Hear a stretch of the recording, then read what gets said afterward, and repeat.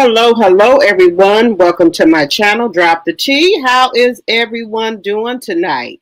Y'all know what it is. It's drinks in the chat tonight. I'm sipping on me some wine. I ain't got no cut water tonight, but I got me some wine. So let me know what y'all going to be drinking tonight.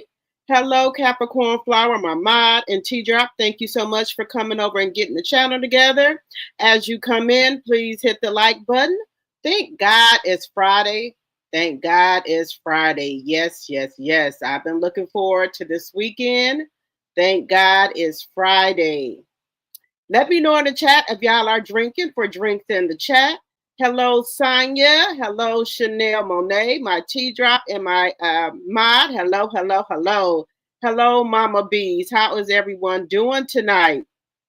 Y'all know we back to our Fridays with drinks in the chat. So I thought I would get me a glass of wine. And we're going to talk about a couple of different things that's going on out here in these YouTube streets. Now, I do got Cardi B and Stefan Diggs in my thumbnail. And the reason I got them in there is that do you think if Cardi B is just out here doing her, she's not looking for nothing serious, and we know that Stefan Diggs had a baby. And now the word on the curb is that he got another baby on the way by another lady. Now, do y'all think it's okay for Cardi to be out here playing in the sandbox with Stefan Diggs, knowing that he just had a baby and now he got another one on the way? Would you want to be out here dating a man like that? But Cardi B says she's not getting serious with no one. She's just out here having fun. But do you think Cardi is catching feelings for Stefan Diggs? Because she said he treat her like a queen. We're going to get into that. We're going to talk about that. Also, we got Ariana Curry, a.k.a. Coleslaw, a.k.a. Choo Choo Train, out here doing post and delete. Out here with the fake boutique. And word on the curb is the only way she get traction to that little knockoff boutique is if we start talking about her or somebody look her up and then they go to her website. So that's how she get traction over there to her little knockoff boutique.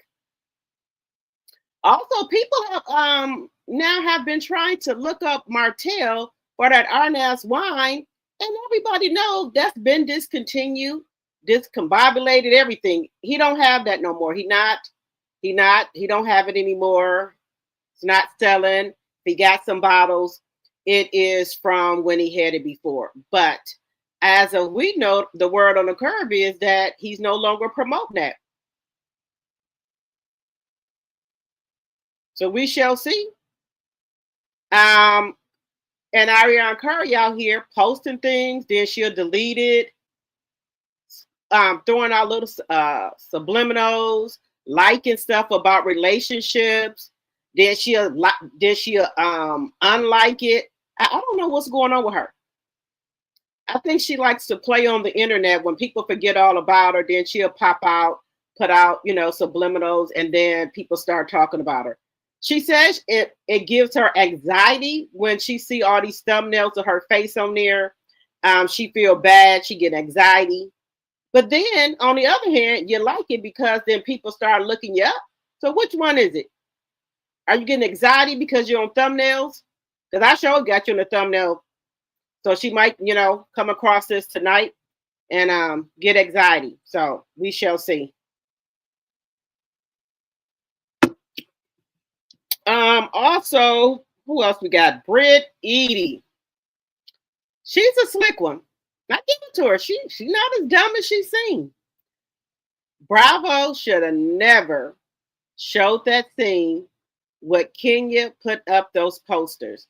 Even if now Britt Eady coming out here saying it wasn't her, she's allegedly suing Bravo for $20 million. Defamation, emotional distress. Okay, she was playing, Bravo was playing checkers. She was playing chess. I believe Britt Eady had this plan all along. And I believe she knew that she wasn't going to come back next year. And if she's saying that wasn't her, she planned this out, her and her beard. Where they just Okay, we're gonna play it out for the whole season. Once the season up, they acting shady, acting like they ain't gonna, have you back. Then you hit them with the lawsuit.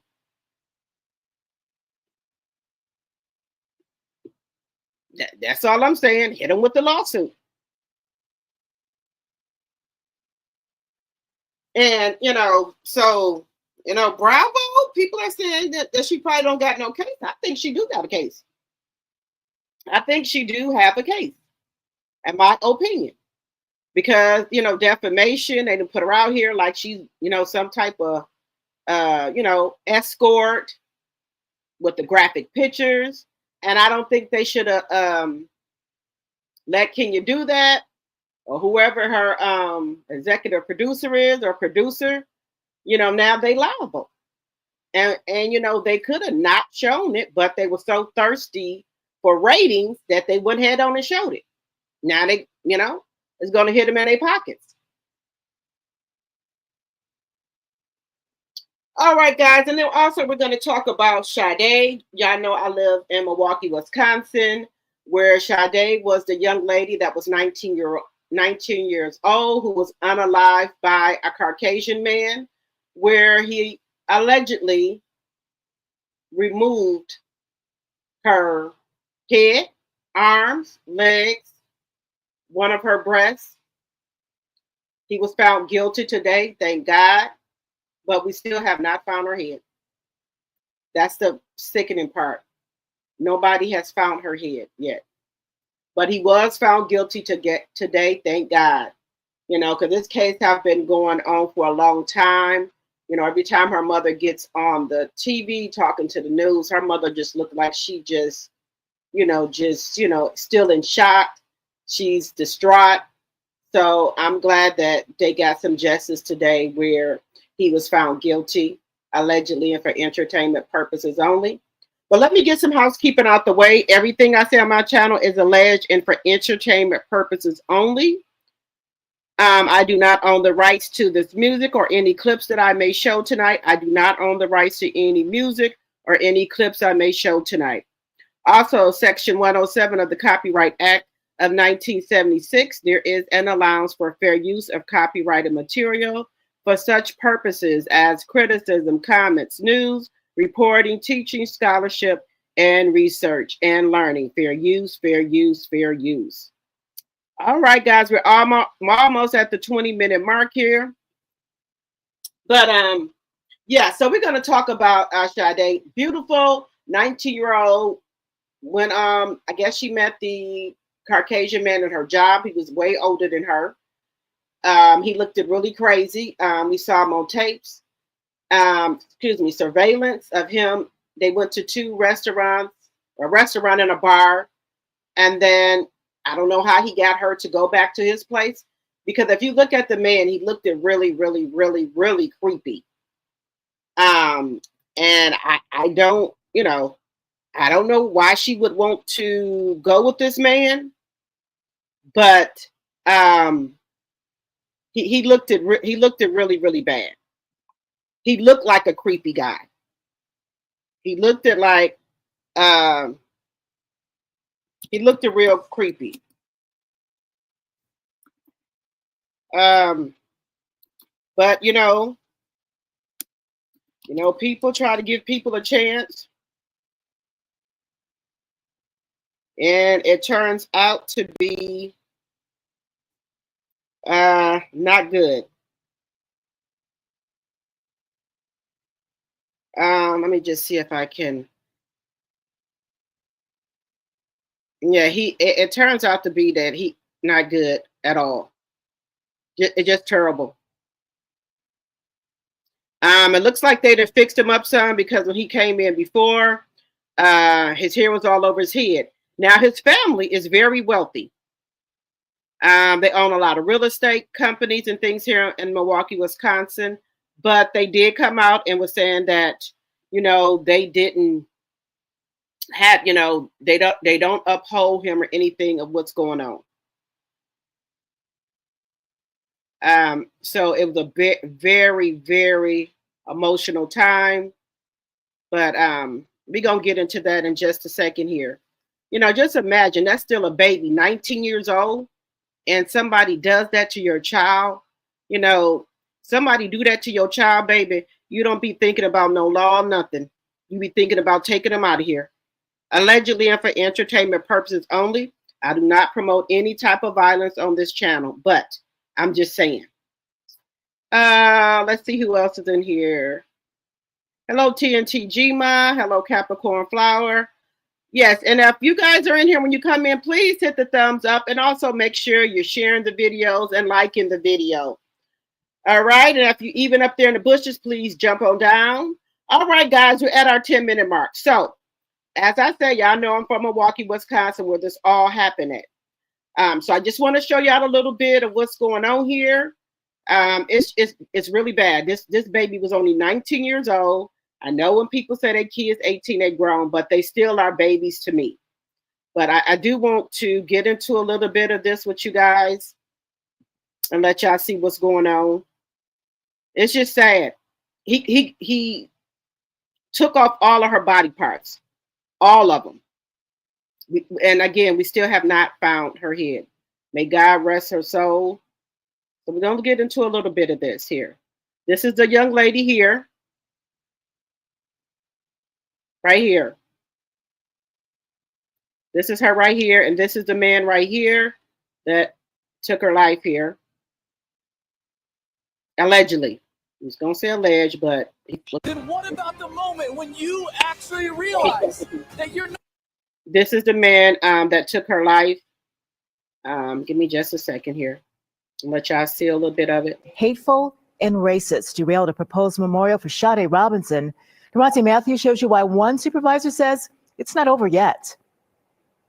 A proposed memorial put on pause for now. I knew we would get something. I didn't think we would get so much of it like the way it is now. Milwaukee County Supervisor Juan Martinez has been working with the family of 19-year-old Sade Robinson. She was killed in Milwaukee last year. Her severed leg found at Warnema Park in April.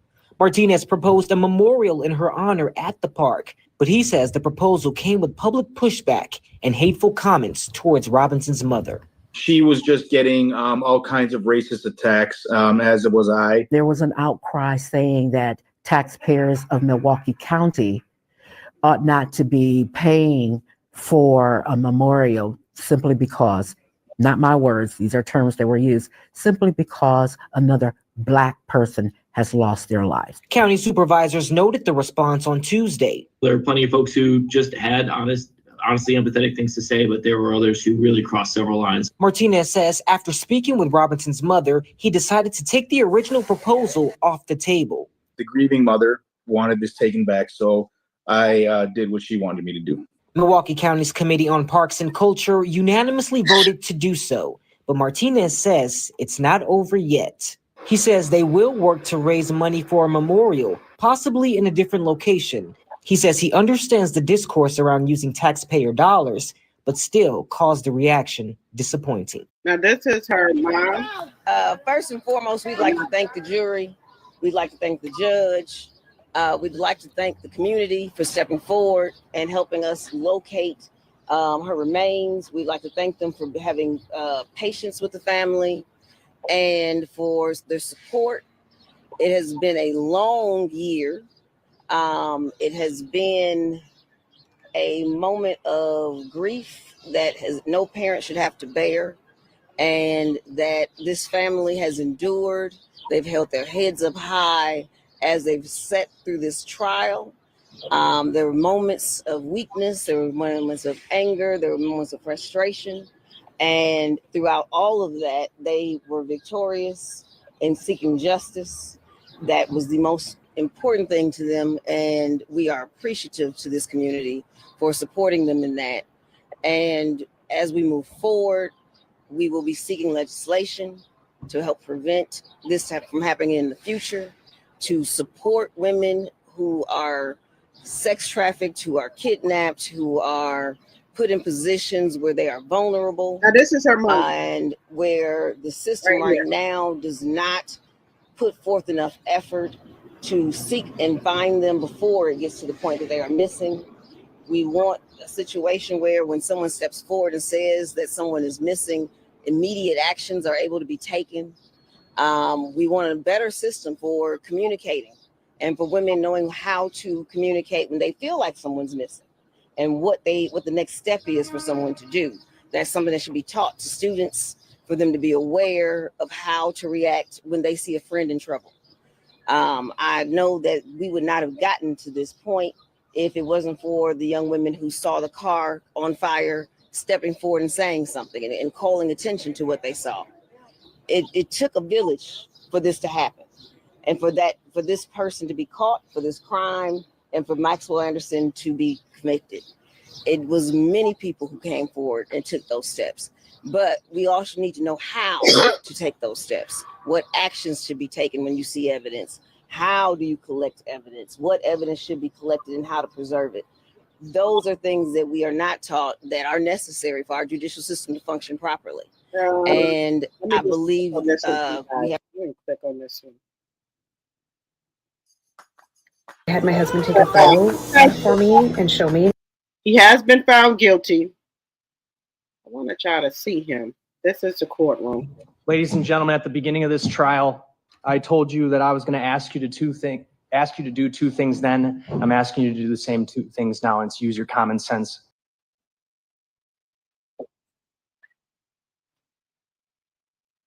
All right, guys. So yes, he was found guilty today, and I thank God, that he was, because when you got money and you a different color, sometimes you get off with stuff. But there was a lot of evidence linking him to her, the surveillance.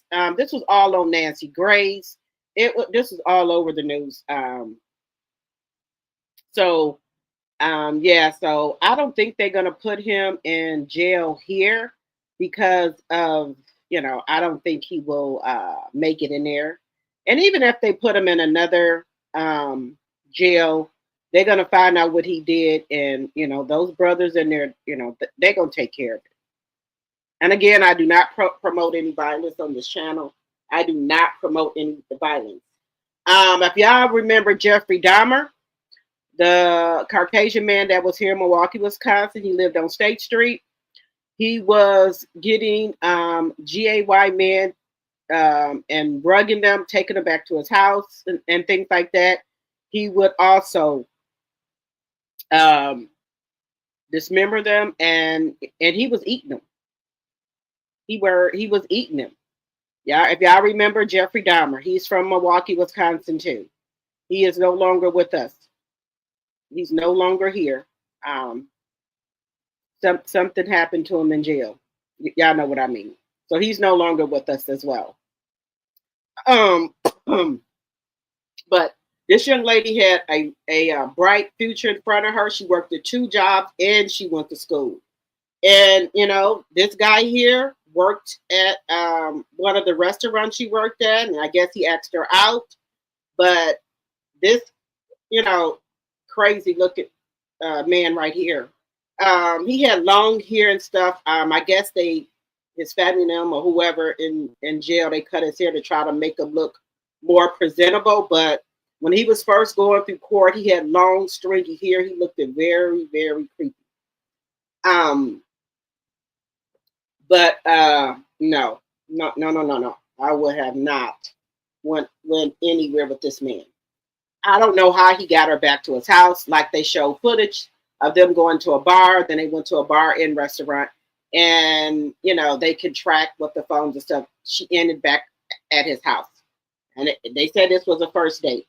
That's why I tell people, do not go to nobody's house on no first date. I don't know if maybe he put some in the drink and got her to go back to his car.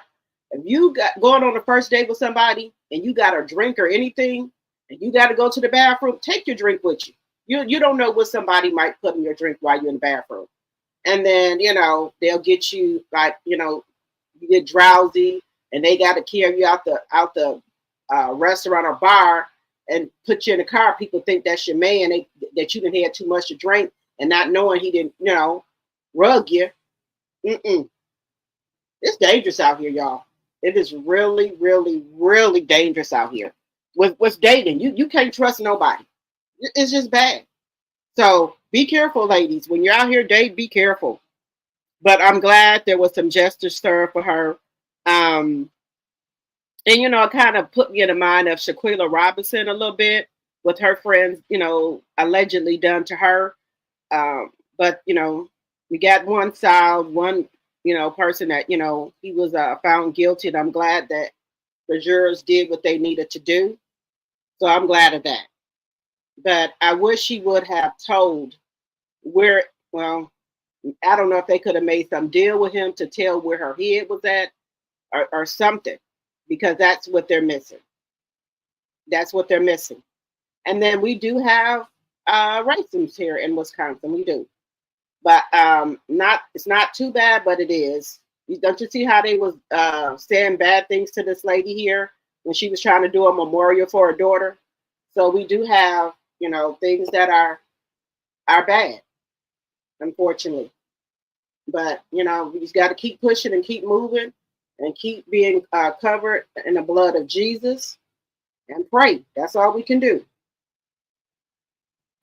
All right, moving on along, guys. Yes, and you can, if you want to see more of that story, it's on Nancy Grace. It's on the crime thing. Just so it's a lot about it. His family should have gotten him some help. Oh, they said he used to work for his family at the real estate company, but he quit and wanted to go work at a bar. Yep, so that's what happened. Hello, Glendora Jefferson. Hello, hello, hello. Welcome. Yep, they left 47 do whatever with taxpayers' money. Yes. Hello, my degree is real. Who else is in here? Hello, Ophelia. Yeah, we got some weirdos here in Milwaukee, Mama Bees. Yes, we do. We got weirdos here. If y'all get a chance, look up Jeffrey Dahmer. Like the video, please, and thank you, and share the video. Yeah, we got some weirdos here. All right, guys, let me know what y'all drinking in the chat tonight, because y'all know tonight is drinks in the chat. I am sipping on me some wine. Y'all know I usually have Cutwater, so I might have Cutwater tomorrow, but tonight I'm just drinking me some wine, trying to relax. Let me know if you guys are drinking in the chat. And also, guys, let me know if y'all seen Linda Gamble. I haven't seen her in a couple of days to make sure she's okay. I haven't seen Linda. Hello, Laura C. Jones, my tea sipper. Hello, hello, hello. Yeah, let me know if y'all seen Linda Gamble, because I haven't seen her in a couple of days. I want to make sure she's okay. All right, guys. Let's get to let's talk about Cardi B for a second here. So, do y'all think that you're drinking Stellar beer, Laura C. Jones? Okay, all right.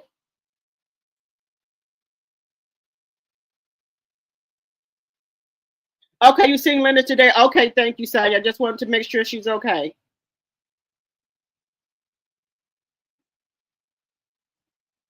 Okay, Capricorn Fire. Okay. As long as we didn't see her to make sure she's all right. Okay. Thank you. Capricorn Flower, you said you drinking some tea? Okay. All right, guys. So, with the situation with Cardi B, now, if, Cardi B is, legally separated, because once you go for a divorce, they do legally separate you. And how do y'all feel about her dating Stefan Diggs? Now, we know he had a baby, right? Now, another woman has come out and says that she is pregnant by him. Now, if Cardi is, just out here just dating, do you think that's a bad look for Cardi, where women are coming out saying that they're pregnant by him or he had a baby? Do y'all think that's a bad look for her? But if she's having fun, do you think that's a problem as well? Do you think she's not looking for nothing serious with Stefan Diggs? She just out her, just dating. She said he treats her like a queen. So is it okay that she continues to date him, knowing that, he just had a baby, and then another woman is stating that she's pregnant by him? Let what y'all think in the chat. Now, I know some people are saying that CARDI is married, but CARDI right now is legally separated because her divorce is not final yet. I guess they're working out some kink because BAN Offset all of a sudden now, like a little woman, wants some spousal support. So, do y'all think it's okay for her to keep on dibbling and dabbling with Stefan Diggs if she's not getting serious with him, with these allegations of these women coming out saying that they're pregnant by him? Would y'all continue to date him or let him go on about his business? Let me know what y'all think in the chat. Lindor, you said you're on your way to work. All right, be careful.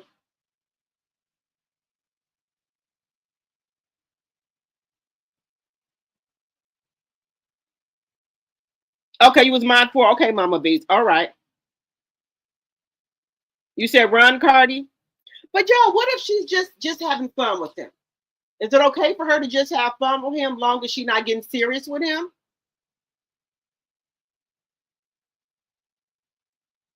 What do y'all think? If she's not getting serious with him, is it okay for her just to dabble with him? She said he makes her laugh. He makes her smile. He does have his own money. He does have that. But let's take a look. I know Tasha K loving this. For what reason? I don't know, but let's take a look at what she's saying, y'all.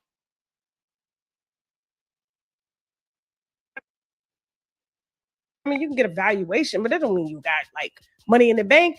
It says his tax debt reportedly nears $2 million amid his divorce. Federal and state liens filed. Now, Offset's financial woes are piling alongside, from his split, with nearly $2 million in unpaid taxes now looming over the rapper. In Touch reported that the Georgia Department of Revenue filed a lien for $294,000 over 2021 state taxes, adding to the $1.57 million federal tax lien from last year. Both still remain active. Of course, he's in the middle of a divorce and requesting custody and all this stuff.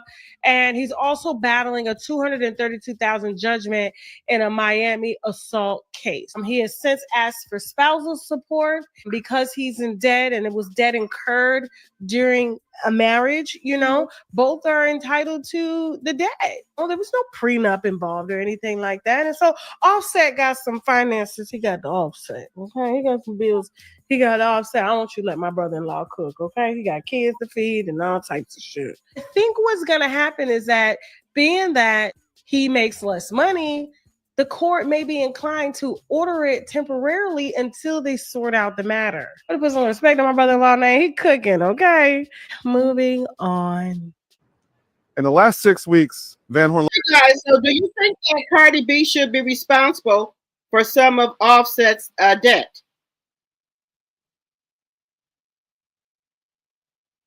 Do y'all think that Cardi B should be responsible for his debt? Do y'all think that they should be responsible for his debt, y'all? She still could get a, okay, all right, Tanya, okay. Okay. But somebody done made a rap song about him. I hope I don't get copyrighted. I love this song, honey. I love this song, baby. I'm about to play this in my car tomorrow. I show them. Give me 1 second here. I like this song. I probably have to go over it, but I like the song. Let me let y'all hear it. Female trait, you should sit when you chill. Let me talk to him real quick though. How you nigga, but you moving like a groupie, crying in court, begging CARDI for some Gucci, Used to rap about dripping in the latest, Now you crying for support, boy, you the fakest. Went from brick flag drip to judge, I slipped. She left your and you started to flip. Took a fame, took a name, now you want a chip. That's a female trait, you should sit when you chill. Let me talk to him real quick though. How you nigga, but you moving like a groupie, crying in court, begging CARDI for some Gucci, Used to rap about dripping in the latest, Now you crying for support, boy, you the fakest. Went from brick flag drip trip to judge I slip.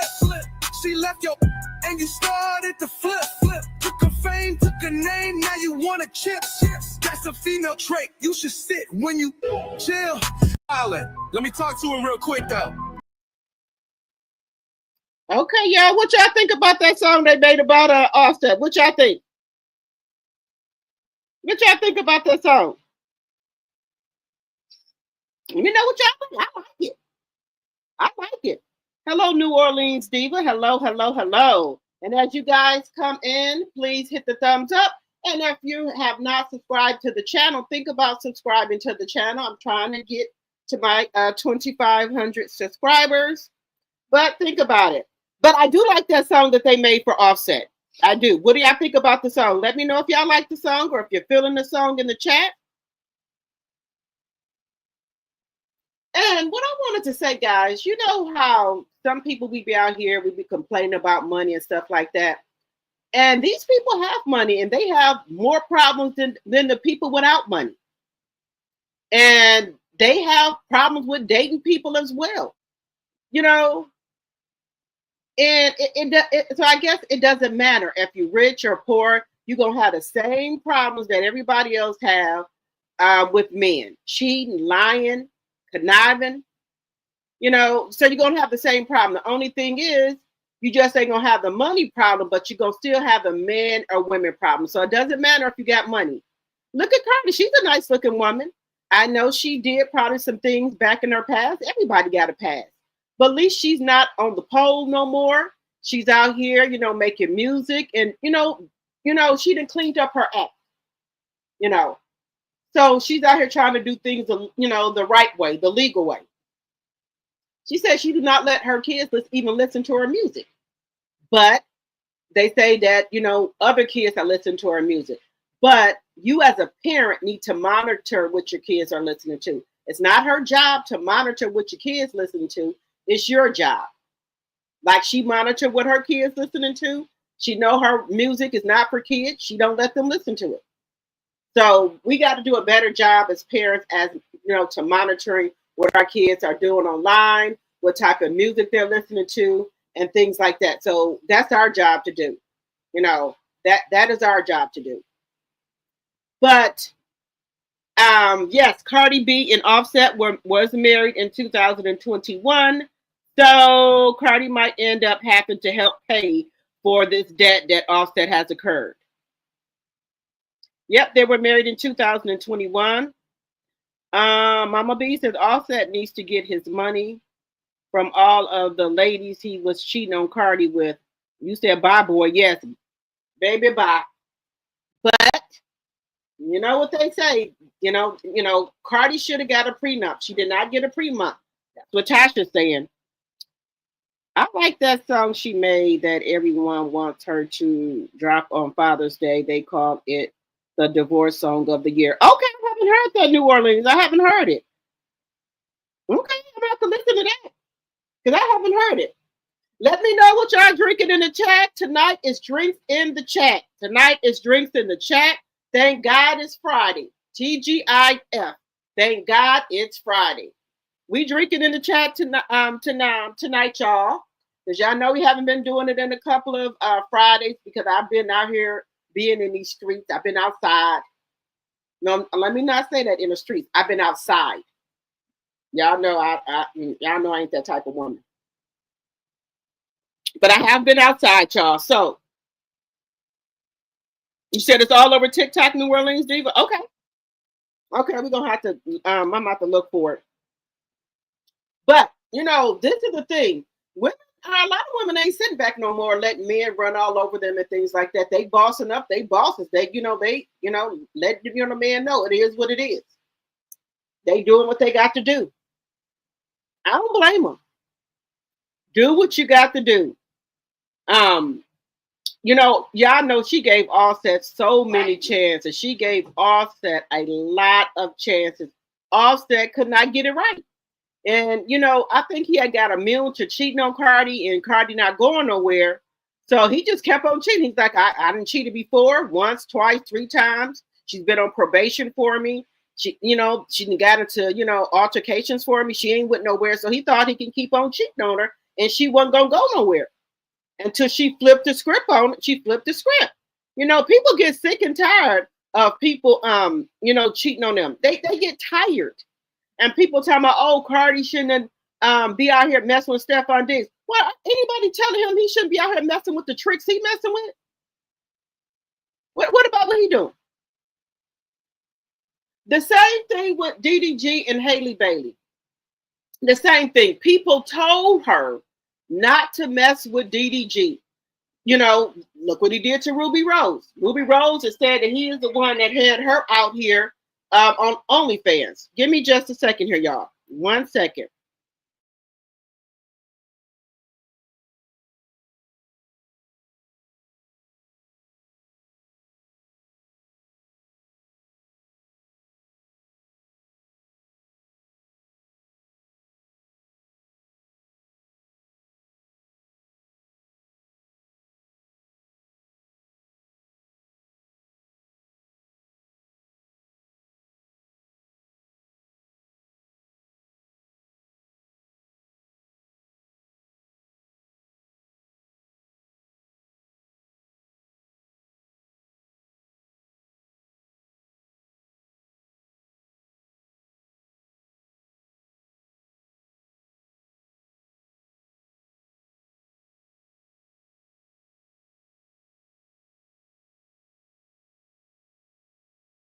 Okay, guys. Thank you so much for waiting. I'm back. So with Cardi B, everyone is saying that she shouldn't be out here doing that. Why not? When she was sitting back before Offset was cheating on her, everybody was talking about her like a dog. So now she decided to, you know, do something about it. She's not gonna take it. Now she's been called a 304.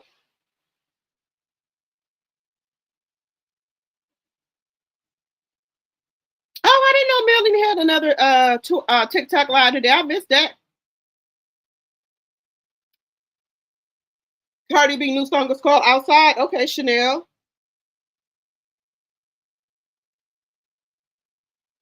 Hello, Kathy. Thank you so much for joining me. Please make sure when you're coming in that you hit the thumbs up button. All right, guys. So what I'm trying to figure out here is that the same thing with the DDG and Haley Bailey situation. The same thing with him. To me, I'm not gonna say he don't love his son. He do, but he does have the baby on his live too much for me. That baby has been on live since it was born. Now Haley does take pictures of the baby and things like that, but she don't have them constantly day after day on live like DDG does. And DDG is very arrogant to me. You know, he says he you know, he's very conceited. He said he looked good and he got money, so he gonna do what he got to do. So, you know, so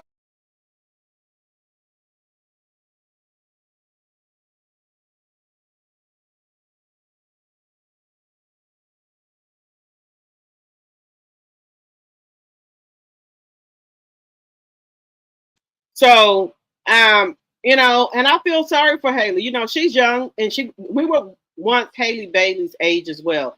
So she just have to learn that she has to cut the ninja off and just deal with him, you know, with a third party. You can't deal with him anymore because you knew that lady was going through postpartum depression and you put all that stuff on the internet about her. I don't think that was right. Now, he said that she did some stuff to him. Okay. But you were not going to postpartum depression either. So then he tried to be slick and go file a motion the day of the court, trying to do an emergency hearing to stop that young lady for taking her baby to Italy with her. To you know, so that she could make money. You already don't pay no child support. How do you think I'm going to pay for me and a child medical, the nanny and things like that? You're not contributing to nothing. So how am I supposed to pay for all of that? But then you're going to try to stop me from taking my son to Italy? Now, allegedly, some people said that he's going to go to Italy too. Now, sir, y'all know you got a restraining order. She got a restraining order. Why would you try to go to Italy where she's at? Now, you looking to get locked up, sir. Just saying. Wait till your court date come back June 24th. And then you have the audacity to ask for sole custody. Now, let me just ask y'all this. If you feel that your child was in danger with their mother or father, would you wait for months and months and almost a year or two to say something about it if you thought that the mother or the father was going to endanger your child? So you said you don't feel safe, that Haley is not mentally stable to take care of herself in Halo. Well, sir, well, who been doing it for all these months? Who, you ain't been doing it. So she doing something right. I just think that's terrible. I do. You know, you don't have to go that low and hit below the belt. But people are saying when you at war with people, you know, there's no middle ground. You just go to hell. So I guess that's what they're doing, going to hell.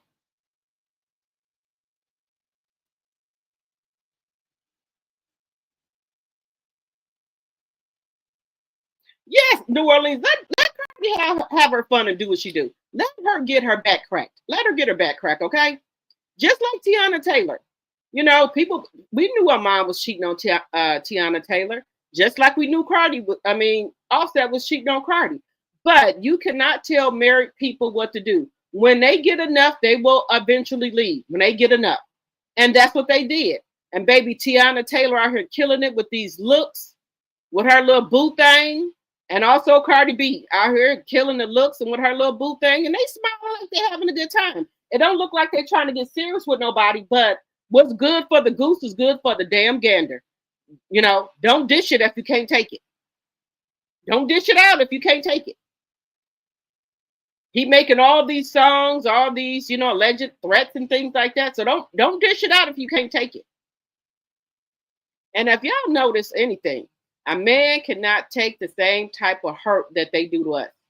Now, this is a known fact here. If you cheat on a man, right? 9 times out of 10, the man ain't gonna want to take you back because they can't phantom that you've been with another man. Vice versa, a woman. A lot of men cheat on women and they take them back, but a man is just, I think it does something to their ego. They can't take it. 9 times out of 10, if you cheat on a man, they not gonna want to be with you no more. They not. You know, a grown man, they ain't gonna want to be with you. Because I think they be playing the, you know, trying to picture you with another man in their head, and I think it drives them crazy. That's why they can't probably be back with you. And we got some men that can, but most of them, they don't want to be with you after you then went out here and been with another man. Most of them.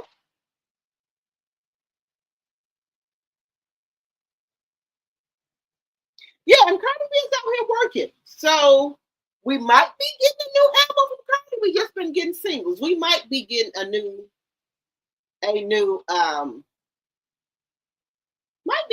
album from Cardi. You know, but she said she don't be with Stefan Diggs like that. She be with him every once in a while. So she's not with him like that. Like Offset's trying to make it seem like she's with him all the time. She said most of the time she be working.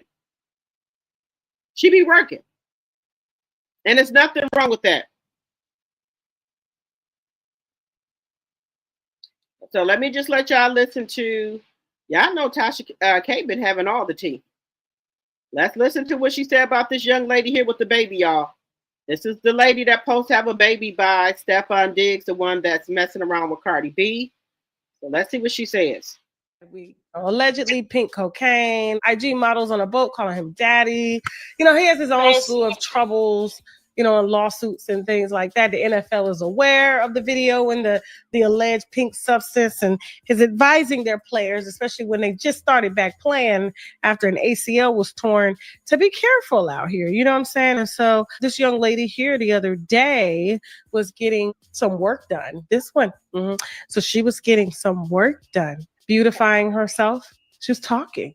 And she was with child, not showing too much, but she's far along to where it's illegal to abort a baby. She is just a few months with a child And allegedly, Stefan Diggs is her baby daddy. She lives in New York, and he's been piping her down. Her name is Kay Benji, Cayy Benji, Benji. Apparently, she is pregnant. She's really pretty. You know, he likes them with big butts and stuff. It looks like she got a little BBL going on. She's with child, and it's his baby.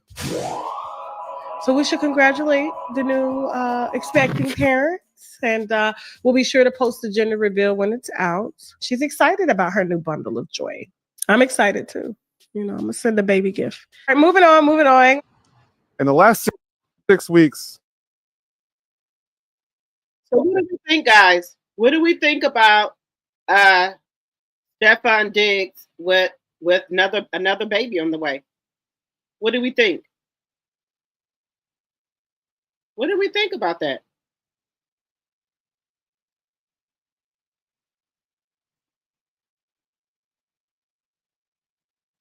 What do we think about her? About this new lady, Stefan Diggs? What do we think?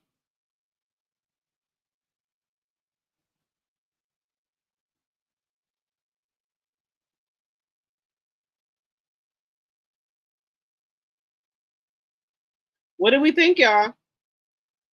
What do we think about Stefan Diggs? Hello, Reno. Hello. You said she's excited because it's a payday for her. Okay. All right. But Offset dude got some money. So they're comparing the two, y'all. So they comparing Offset with this man, with Stefan Diggs. Now, he do got a little bit of money, but they're comparing the money here. They comparing the money. He owns multiple properties, but mainly lives in a $6.2 million mansion. Offset's a serious car enthusiast. He's got a limited edition Lambo worth over $440,000 and a bunch of other luxury rides in his garage. On top of that, he's got a jewelry collection worth over $3 million. He hasn't bought a private jet, but he once dropped $500,000 just to rent one for a day so he could make it to his son's football game. On the other hand, Stefan's worth over $135 million. His 3-year NFL contract alone is worth $63.5 million. Even though Stefan's an athlete, he started his own luxury fashion line. He's also into exotic cars with over $1 million worth in his collection. Stefan's also got a thing for high-end bags. He's got a $450,000 crocodile Birkin sitting in his closet. But compared to Stefan, Offset definitely spoils CARDI more. Every year on her birthday, Offset goes all out with gifts. We're talking houses, checks, luxury cars, diamond earrings, and CARDI's still rocking bags. Offset gave her years ago. So who do you think is really the better match for Cardi B? Who's actually richer, Offset or Stefan Diggs? First off, Offset's net worth is over $32 million. He owns multiple properties, but mainly lives in a $6.2 million mansion. Offset's a serious car enthusiast. He's got a limited edition Lambo worth over $440,000 and a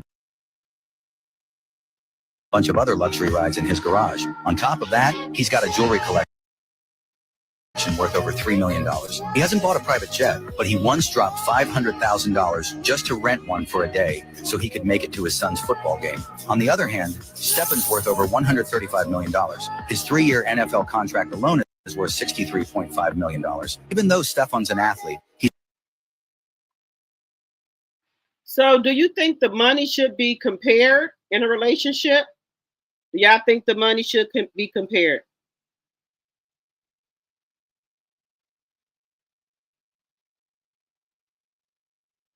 You said pay that money, that woman her money. Tasha K, shut up. Okay, New Orleans Ziva. All right. You said Offset will start going to the pawn shop. Okay. And then the woman that's pregnant, she's excited, honey. She's gonna get paid. She's gonna get child support up the Wasso.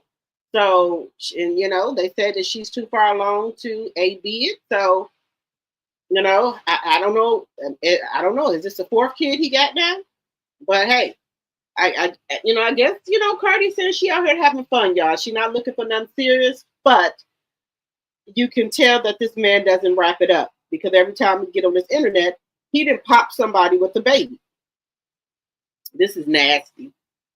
And with all the STDs going around, you could, if this man was wrapping it up, he wouldn't have this baby. Him in Future, will make really good friends because he's another one that do not like to wrap it up. I don't know how women fool around with Future or this man here, because it seems like to me he does not like to wrap it up. And it's a high HIV rate right now, and it's a high STD rates right now. And I don't know what's wrong with these people, why they're not wrapping it up, but they're not wrapping it up. I don't know if they want to have all these kids for their legacy, but this is not the way to go. Not here in Milwaukee, Wisconsin. These people here is terrible. Even though we're not on the list for, like Houston and Dallas them and Philly and Florida them, we got our fair share of people here that got stuff. Just saying. So I hope for CARDI's sake, if she's with him doing the do, I hope she's protecting herself. So all I can say, I hope she's protecting herself. All right, guys, moving on over here to COLESLAW, aka Ariane Curry, aka Choo Choo Train, aka Doormat, Mattress. She's over here doing post and delete. Now, I think she's trying to hint that she might be on Love and Marriage Huntsville with these subliminals she keeps doing and then deleting them. Okay? Hey, if you want the leftovers after Melanie, by God be it. You can take Melanie's leftovers, her scraps of what's left of the show if you want to. You want the scraps, go ahead and take it. Now, if she even gets on here, people that, on this show is supposed to be Black excellence. What can she show that she's doing? What are they gonna make her a little boutique that she's selling clothes out of? Are they gonna show her and Martell trying to build a house? Because we already know that Martell is building a house under a different LLC. So would that be part of the show? Or like people say, there's supposed to be a wedding on the show. There's supposed to be a wedding on the show.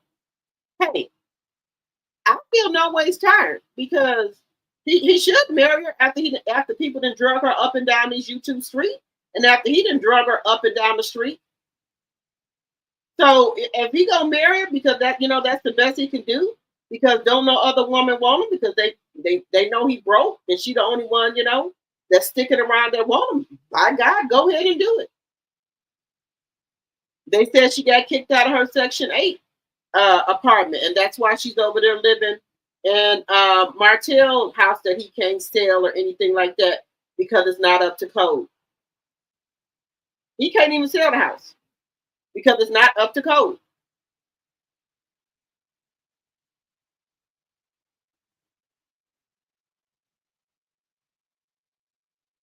And I just had a theory.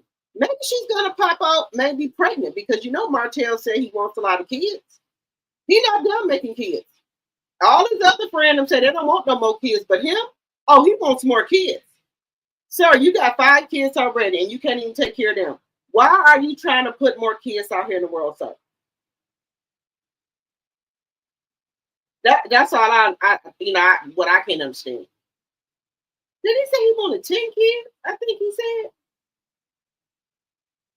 And I think COLESLAW will be a big enough fool to go ahead and give him what he wants, in my opinion. In my opinion, I think if Martell want to start having kids, she will do it. And y'all know that allegedly they supposed to have a little girl that's up there living with her sister in Atlanta, allegedly. Because a couple of years ago, I think it was last year, we saw them at the zoo with some type of pink blanket or towel and a baby in a buggy. And we know Miles Morales is too big to be in a baby buggy like that. So what baby was they pushing in that buggy? Y'all remember the scene where somebody caught them at the zoo, Ariane and Martell, and they were pushing a baby in a bucket, in a buggy. And it was some type of pink towel or something or whatever. They never let you see who the baby was, but they was pushing a baby. in a buggy. Now, allegedly, y'all remember they supposed to have another baby, allegedly, and it's the baby supposed to live with her sister in Atlanta. Y'all remember that? That they was talking about that Ariana had another baby? Allegedly. It's all alleged and for entertainment purposes only. If y'all remember that, let me know in the chat. That there's supposed to be another baby, but she's hiding the baby. Now, why are you hiding the baby, man? If you got another baby, who cares? Don't nobody care. But you know, if you do have one, why is it living up there with your sister in Atlanta? Allegedly. Yeah, I don't know. But that's what was said, that the other baby is supposedly being in Atlanta with her sister. Now, I don't know why people have all these kids that they can't afford. The people are already cutting off Medicaid, SNAP benefits. They're already doing all that. The Orange Man and Elon Musk up there in the office, they you know, they having a drag out fight, drag out.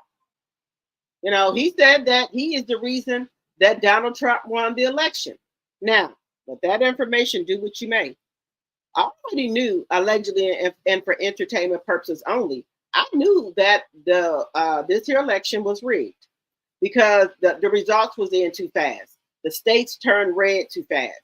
And y'all know Elon is good with, you know, up here in space and stuff. He could have did something to those voting machines, allegedly. Just saying, allegedly. That's my personal opinion.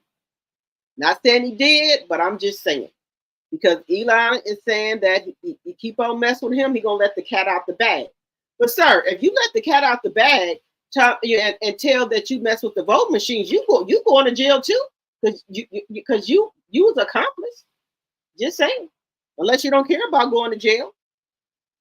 Now they talking about shipping Elon back to Africa.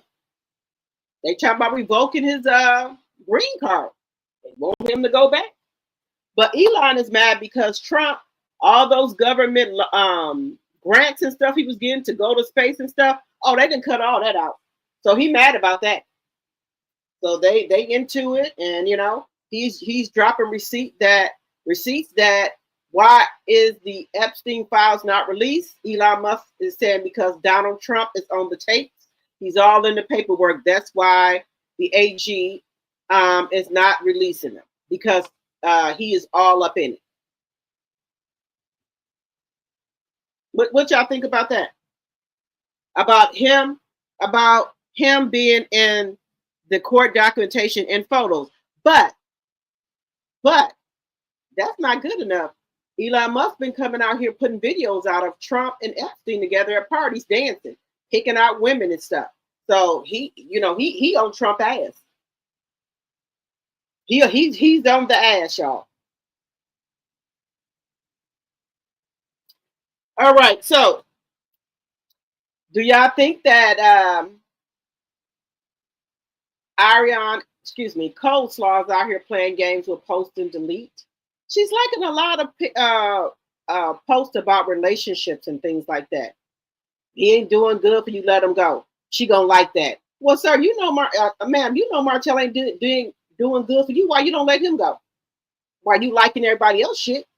You know, take a page out this lady book. You know, if he ain't treat you right, let him go. But no, you don't want to do that. You want to keep on holding on to him, thinking y'all gonna get somewhere. You want to get on TV so bad and look like an ass when you could have been making money off your YouTube page, TikTok, and Instagram. Because there's no secret, when she come online and you get a thumbnail with her on there, people come to the page to see what's going on. So that's not no lie. So she could have been making money off of her channels. But I digress. You know, you got to do what old Marty Marr say. Marty Marr only let her get on, you know, a couple times a month. In my personal opinion, she do everything that Martell tell her to. And I think that's what kind of attracted Martell to her, because when Martell tell her to shut up, she shut up. Whatever he say goes. And you know how he feel. Don't no woman supposed to talk to no man like that. And COLESLAW understands that. that you're not supposed to talk to no man, as Martell say like that. So she doesn't do it. But on the other hand, Mel will tell him where the fuck to go and where to get. And he didn't like that. He said that, she's a mouthy. That's what he said. Mel wasn't playing with him. So, but when you got somebody that's beneath you, as he said, looking up to you, they gonna do whatever you say. Now, if he didn't promise her the sun, stars, and the moon, and she ain't got it in all this time, you ain't gonna get it, huh? You ain't gonna get it. You're not gonna get it. So sometimes I feel bad for her, but then sometimes I don't, because you are a grown woman. You knew this was a married man that you started messing with, and as you said, you didn't know he was married at first. Okay, but then when you find out he was married, did you stop messing with him? No, you kept on messing with him, and that's the part I can't get over with her. Don't think if you marry him that he ain't gonna cheat on your ass. He gonna especially cheat on your ass, because when that karma come knocking, there's nothing you can do. So just know this: if y'all plan on getting married on Love and Marriage Huntsville, don't think Martell going to be faithful to you. Please don't think that. And who knows? They might have a spiritual wedding where they're not signing any paperwork. That could be another thing as well. But I think Martell want her on that show, her and Miles, so he can get a check for them. His funds are drying up. He ain't got nothing going on. And he was supposed to do a walkthrough for Miguel, him, and Peter Thomas. And we know what happened with Peter Thomas' situation. But Martell didn't even show up. Allegedly, he was on vacation with Miles Morales and COLESLAW, because she made it be known they just came back from Florida. Don't nobody care. What you gotta go to Destin, Florida, where he used to go with Mel and his kids? Where y'all stay at? Motel 6. Because they do got motels that you can stay at when you're on vacation, and not a hotel, but a motel that you can stay there at the motels. So anybody can go on a trip if you don't mind staying in a motel. Just saying. Just saying.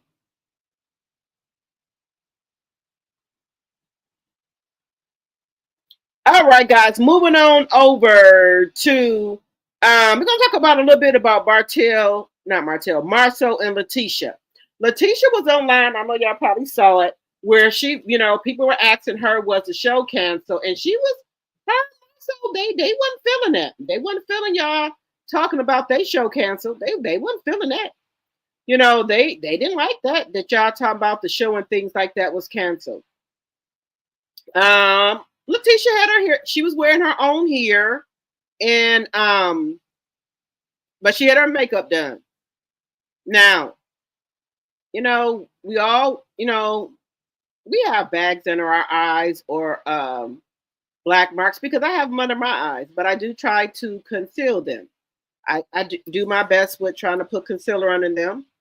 And I think Letitia, sometimes she try to put concealer under there, and sometimes she don't. She just does her.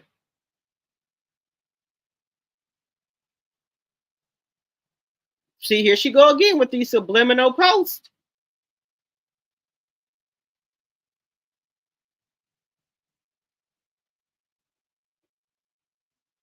Let me see. Wait a minute. Let me just show y'all something here. Now, I don't know if they just messing with us or whatever, but look at her post, y'all. Let me show y'all something. Look at her post. I think she'd be messing around, but this is what she posted up here. Wait a minute. Let me go up here, y'all. Wait a minute. This is what Letitia put up here.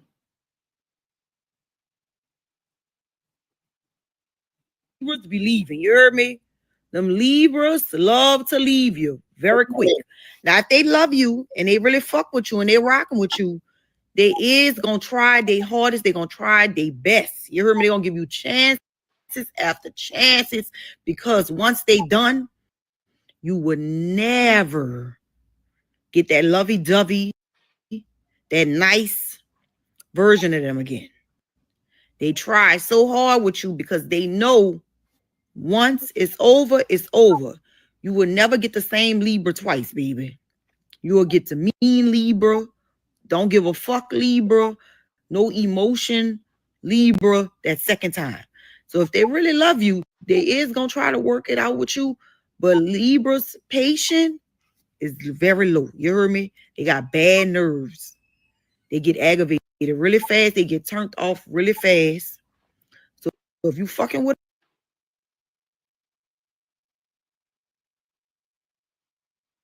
So what do that mean, guys? What do that mean? But here's Letitia again.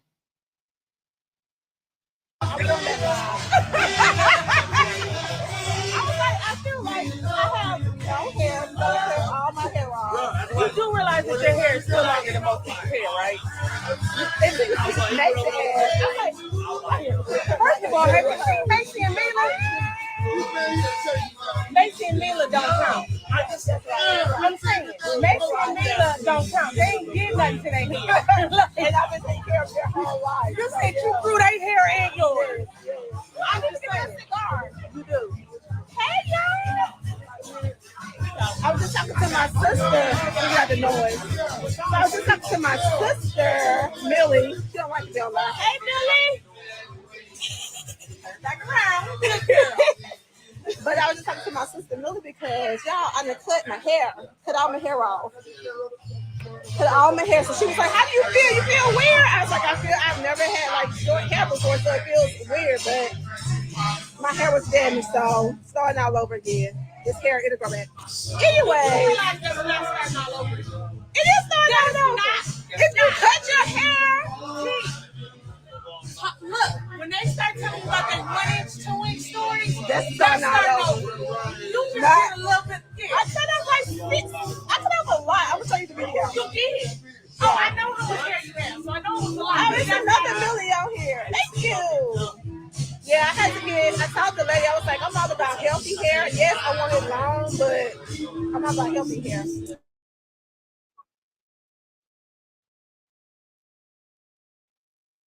Because I had these lovely ladies, let them say hi to y'all right quick. They came from Chicago to play.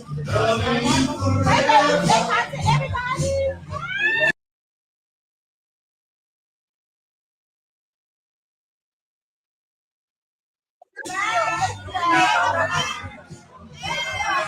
Thank you.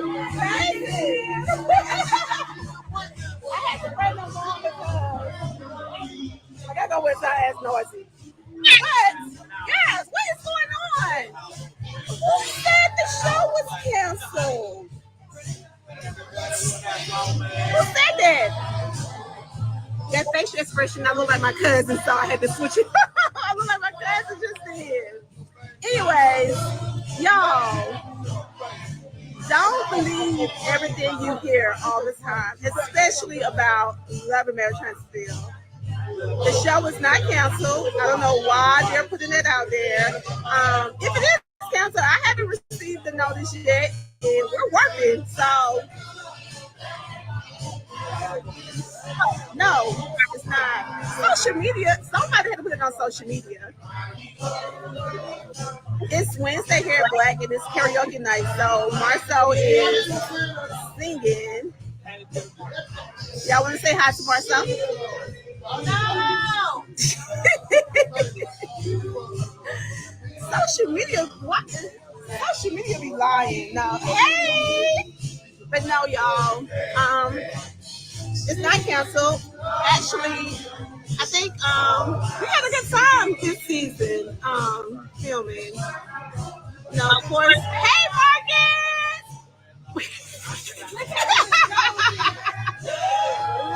Look, he all dressed up.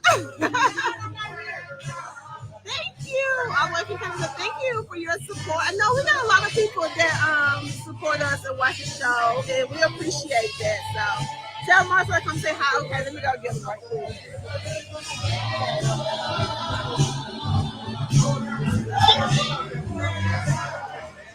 I see them flies, Bar. Marcel, flies.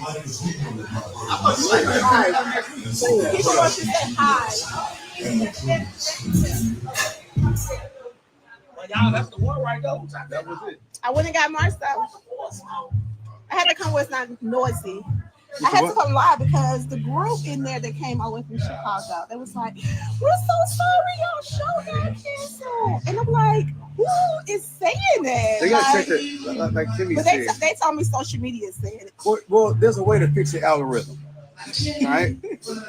What she said, it's about your algorithm, like what. Who said it? Oh, Kimmy said. She said, "Damn, I forgot to post." You're trying to steal it. No, she said it's just like what you. T-Squad. He can't think of it, y'all. Damn, it was a dope ass quote. He's not that funny. No, I steal people's jokes. I steal people's jokes. I stole Kimmy's jokes. I steal everybody's jokes. But let me see. What she said, "Let me help you fix your algorithm." Basically, what you pay attention to is what they're gonna send you. So if you pay attention to a bunch of bullshit, they're gonna send you a bunch of bullshit. Yeah, don't believe the internet. The No, internet believe is that shit lying. they say on YouTube. Don't believe it. It's AI. Believe it on It's YouTube. AI. Don't believe none of it. Believe what you see from the person and nothing what you hear about the person. Don't believe that either. Believe what you see from the person, but nothing about what you hear from the person. Don't believe that. Yeah, that's how it should go. Hey, we love y'all too. Anywho, happy Wednesday, guys. Y'all make sure y'all come by Black. I saw something about Carlos King said it because he found out a bunch of lies was told or something like that. Carlos King said the show was canceled? I'm about to call Carlos. We ain't got to call Carlos. Let me call Carlos. I'm about to call We ain't got to call Carlos.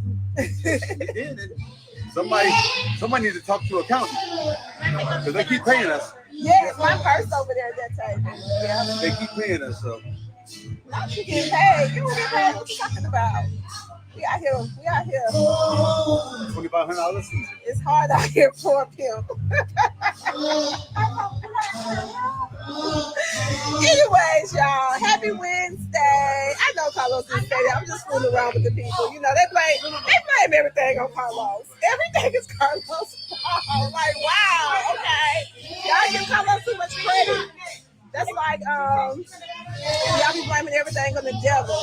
The devil be like, dang, nah, that was God. That wasn't me that time. Y'all be giving people too much credit. Y'all gotta stop it.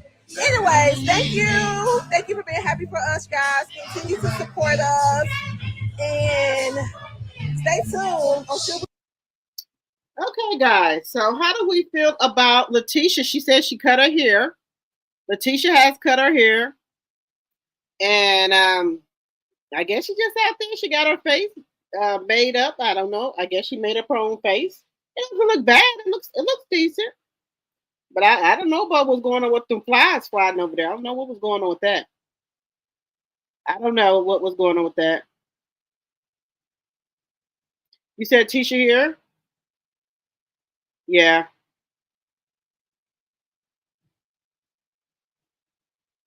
You said, okay, look, you said the teacher said her hair was damaged, I believe, from her product. You said you believe it's from her product? Okay. Hey, Stacey Bell. Hello. You said they need to, who the Shanice says they need to cancel this show because the lawsuits are more entertaining. Yeah, they are. They are. And welcome. Make sure as you guys are coming in that you hit the thumbs up. And y'all know tonight is drinks in the chat. Let me know what you're drinking on. I am drinking on me some wine. Let me know what y'all drinking on. I know we haven't had drinks in the chat for a while because I've been outside, but I'm inside tonight. But I don't know about tomorrow night. We're going to be having some exciting stuff coming to the channel in November. Me and the ladies will be getting together again. Y'all know I'll be with Tea Talk with your girls, Sassy T from the 803, Sandra P. Gen Extra. So we will be, and Sassy T from the 803. We will be getting together. Ooh, a lot this month. So no, a lot this year rather. So y'all will be getting some content.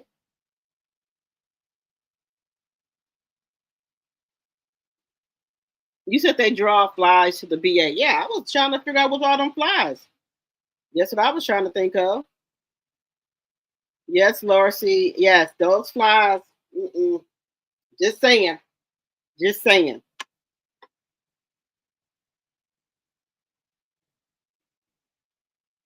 You said they draw flies to the bullshit. Okay, Lorcy. Okay. All right. All right. All right. All right. Moving on. So they said the show is not canceled. They keep getting money put in their account. Well, hey, I ain't no hater of y'all. Keep getting money. Take the money. But let me know what y'all think in the chat. They said the show is not canceled. They're gonna be coming out. They said they still working. They get money in their account. Let me know what y'all think in the chat. So we're gonna move on over to Britt, Eady, guys. The show that keeps on giving. Bravo. Real Housewives of Atlanta. What do y'all think about this $20 million lawsuit that Britt Eady has filed against Bravo? Do y'all think it's warranted? She said, my whole thing was, I think that if she's saying this is not her, I think her and her beard played it good. Well, we're going to film for the whole season. Then once the season is over, if they're not going to give you a peach, then let's sue them for defamation of character for $20 million. Now, Bravo should not have put that information up on Britt on her. Bravo's playing checkers, and the Beard and Britt Eady was playing chess. They had a plan all along. Let you get paid for this show. Then, for them putting that up there, we're going to sue them afterwards. And that's what I think they did. Now, if you were a smart girl, you would have came to their reunion so you could have got paid, because they get paid for coming to the reunion. So she should have came to the reunion, got that bag as well. Don't leave no money on the table, baby. Don't leave no bags on the table. If they would, I would have came to that reunion. If I had to go toe to toe with some of the women, let it be. As long as I got that money going to my account, I would have sat there and went back and forth with everybody. Don't leave no money on the table. Don't leave no crumbs, no nothing, because they get money for coming to the reunion. And the things looking, looks like her husband is getting sued for messing up that golf course. And then also, I hope the lady got paid for her decorations. I hope she got paid for that. But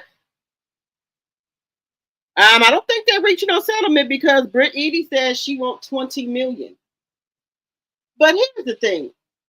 Bravo should be more smarter. They've been in the game a long time.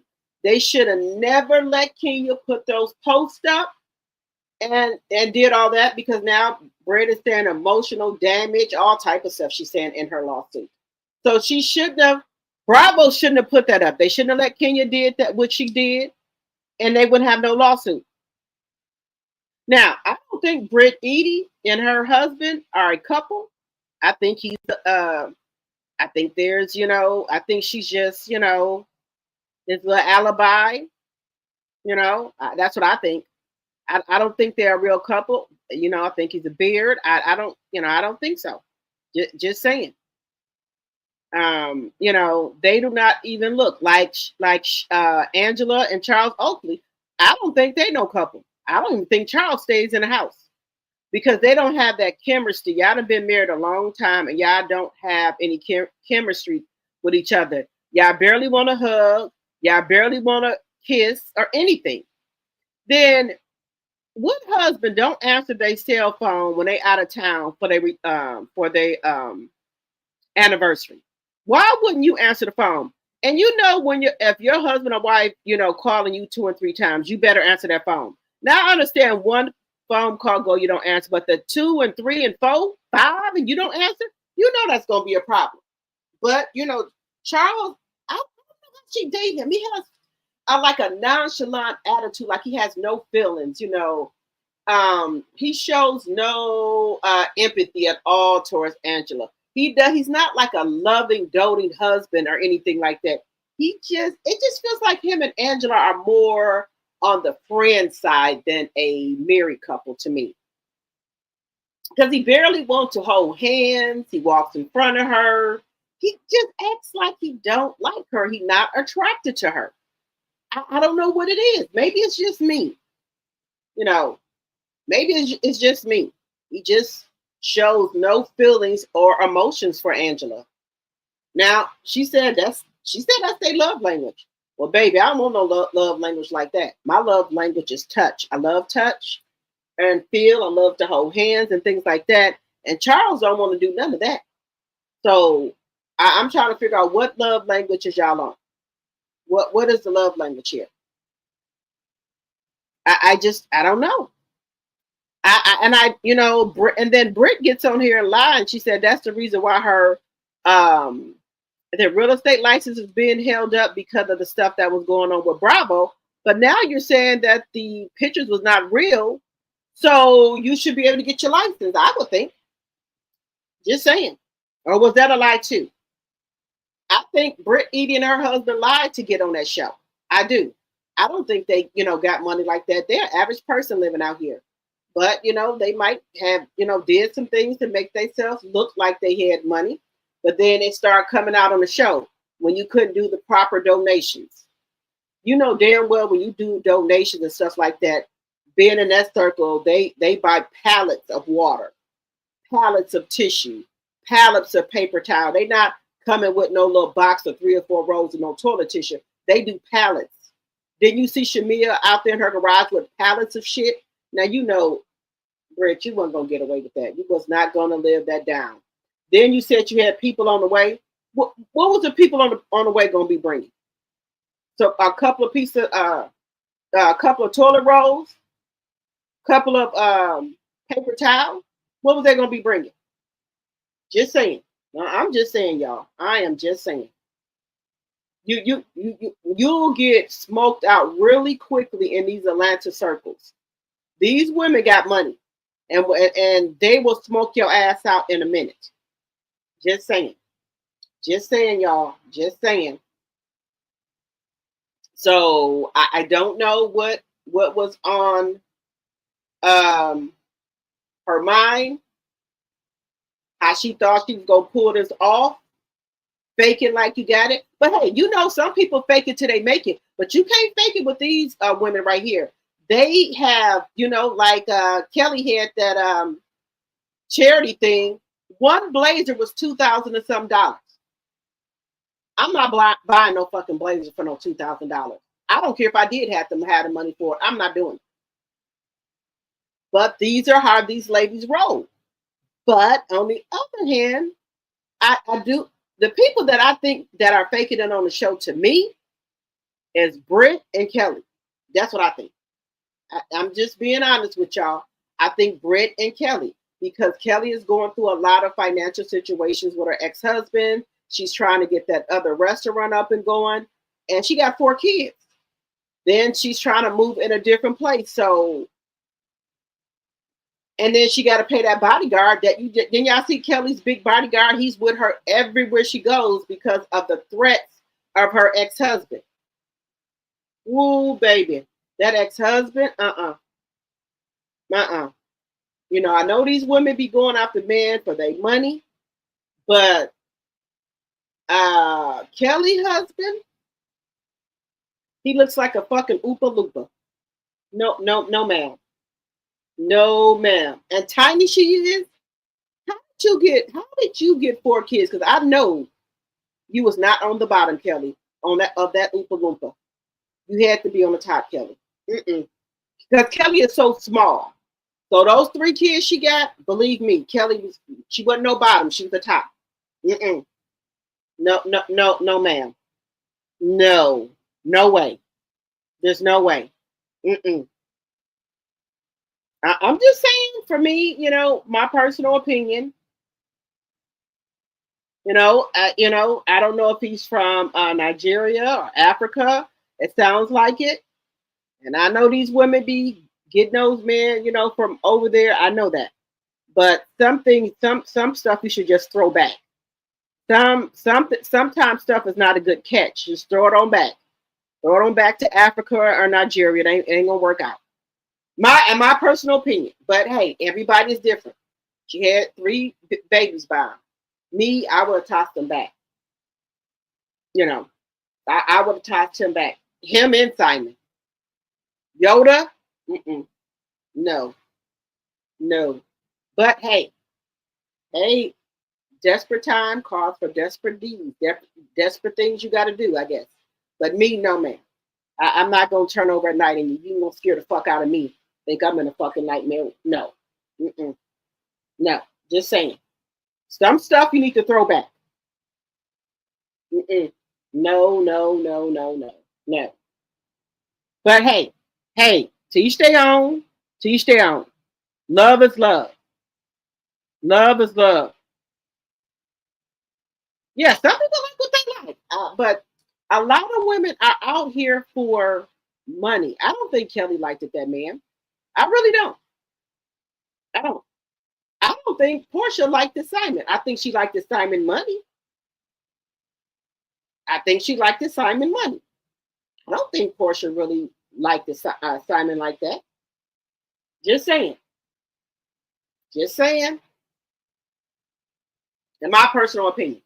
Now, Portia mom, Miss Diane, she's nice looking. So I know she out here, outside too. So she's a nice looking lady, but I think her mama been putting a bug in her ear, letting her know don't get no man that ain't got no money. Now that's my thought, allegedly. That is just all alleged in my very own opinion. But let me get back to Britt. Do y'all think Britt is going to win the lawsuit for the $20 million? Drop it in the chat. My personal opinion, I think she's gonna get some. I don't think she'll get the full 20 million, but she's gonna get something because they had no business putting that up, on the show for everybody to see it. And she requesting that it be taken down, guys. She's requesting that it be that scene with Kenya showing those pictures of her. She wants that taken down. She don't want that shown no more. Now I do think she's gonna get a coin from Bravo. I do. Let me know in the chat. Do y'all think Brent is going to get a coin from Bravo? Now, me on the, at the first part when it came out, I thought Bravo maybe already had gave her something, and then that's why they had went ahead and suspended or fired Kenya. But it looks like they did it.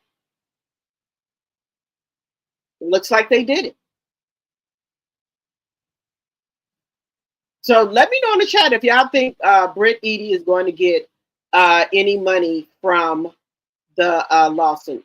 Let me know in the chat what y'all think, if she's gonna get some money. I don't think it's gonna be the 20 million, but I think she's going to get some money. Moving on over here to Drew Sidora, Portia, and Shamia. Drew Sidora, I like Drew, I do, but sometimes Drew makes me really angry at her at how dumb she is for Ralph. I want her to quit saying, well, Ralph and my dad have the same birthday. Ralph and your dad are 2 different people. You don't know what your mother probably went through with your dad, because she's probably not going to tell you. I'm not saying they did go through anything, but just because somebody has the same birthday, that does not mean they're going to act the same. Ralph, to me, straight out does not want Drew, to me. He even had a woman over there allegedly in the basement. Also, she said that a woman called her and told her that she was pregnant by Ralph. And then what she said on the Breakfast Club, the last straw with her, is that he was being disrespectful to her mama and disrespectful to her older son, which is 14. Now, if he was doing all this and that, Drew, why don't you take you and your kids and go on out the house? Because you know what? That'll show a man true colors. Because when y'all together, that's my son or that's my daughter. As soon as y'all break up and go on through a divorce, you will see how he acts towards that child that's not his. If he's sincere. If he try to take that y'all going through a divorce out on the child that's not his. But you done raised this child all these years as yours. But then as soon as you and Drew break up or get a divorce, you want to start treating the child differently and coming at him differently. And that's what Drew said was her breaking point right there, that he was being very disrespectful to her mom and her son. What do her son got to do with this? That's my thing. What does her son have to do with the divorce, y'all? You get what I'm saying? What do her son have to do with the divorce? What do the son got to do with the divorce? Now, and that should have gave you another hint. He did not want to adopt Drew Sidora's son. Now, why didn't you want to adopt him? Why?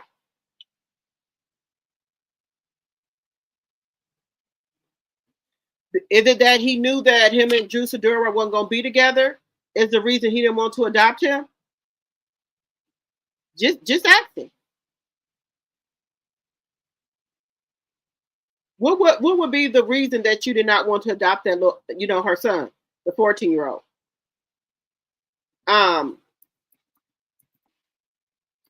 And then you started acting shady towards him.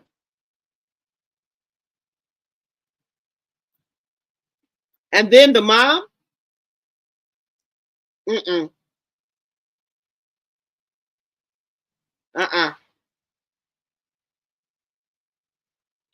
would have left right then and there. You're going to act shady towards my mom who don't have anything to do with nothing? Anybody is going to protect their child. I don't care who you are. You're going to protect your child. No matter what, you're going to protect your child. And Ralph should have expected that. But no. He want to act like, I guess he don't have to respect Drew's mother no more. So he want to say whatever he want to say. And I think that is so messed up. I really do. I think that is messed up that, he's out here taking things out on the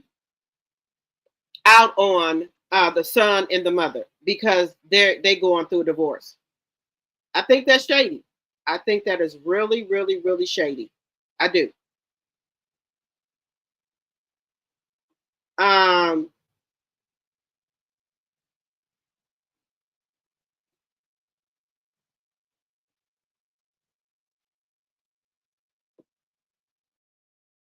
Things on here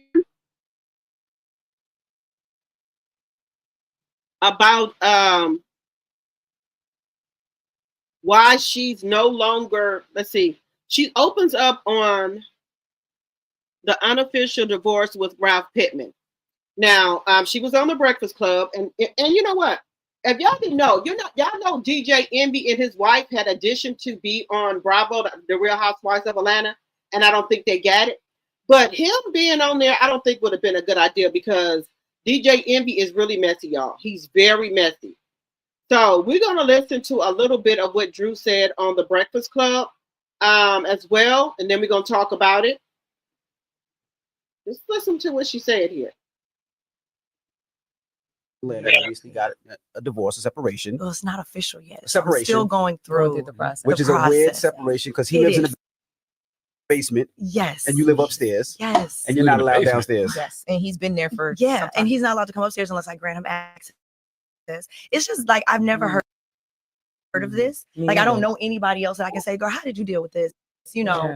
I've never heard of this, and I did not know that would ever be something the judge would rule on. So it makes it extra complicated. It's already hard enough. Divorce is already tough enough, but to run into each other in the driveway or you know what I mean? Like it's a lot. You have no idea. Well, how did it even come to that point? That who said that this how it should be? Like how? Because I've never heard of that. Did he say I want to live and I want to remain in the house? And like, how did that happen? He's basically like, I'm not leaving. Like his attorneys were like, yeah, he's not going to leave the premises. And so have you seen that movie World of Roses? War of Roses. Thank you. Yeah, right. It's like that in real life, where it's an asset in the marriage. And so what I've been learning through this process, like, it's love and it's like pure bliss. And we built this beautiful family and we're building legacy. And then all of a sudden we're going through a divorce and now it's all business. It's like, a negotiation of the asset being the house, it's a big deal, and so I would love to just split everything, like, hey, 50-50, keep it simple, and we can be done. But he's like, I want everything. I want the house. I want 40% of your business that I've had since 2005. It's my company, and he's coming for that. And it's just. How did y'all get there though? started the separation? People assumed it was cheating. People assumed there was so many different things. How did y'all get there? Let's go, girl. I watched the show. I with like the when you wife. get in your bag. I like when you get your real housewife bag. I like when you get your real housewife bag, daddy. When you be scrambling and scrambling in your real housewife bag. I like that, daddy. Yes. All right, I'm sorry. Okay, so you know everything. So then you watched it. You like Explain to people. So what happened? Right. So a lot. So we lived in Chicago. I'm from Chicago originally, born and raised. And we lived there for some time, and it was a lot of women. You know, it was a lot of women. You know, the whole finding things in your phone or I got family. Like it's family. Everybody knows we live here. People seeing you out at dinner with women. So it was a lot of that. So you in his phone? I did at one point. Why you so nosy? Excuse me? Why can't you let him and his women be? Wow. Charlotte, I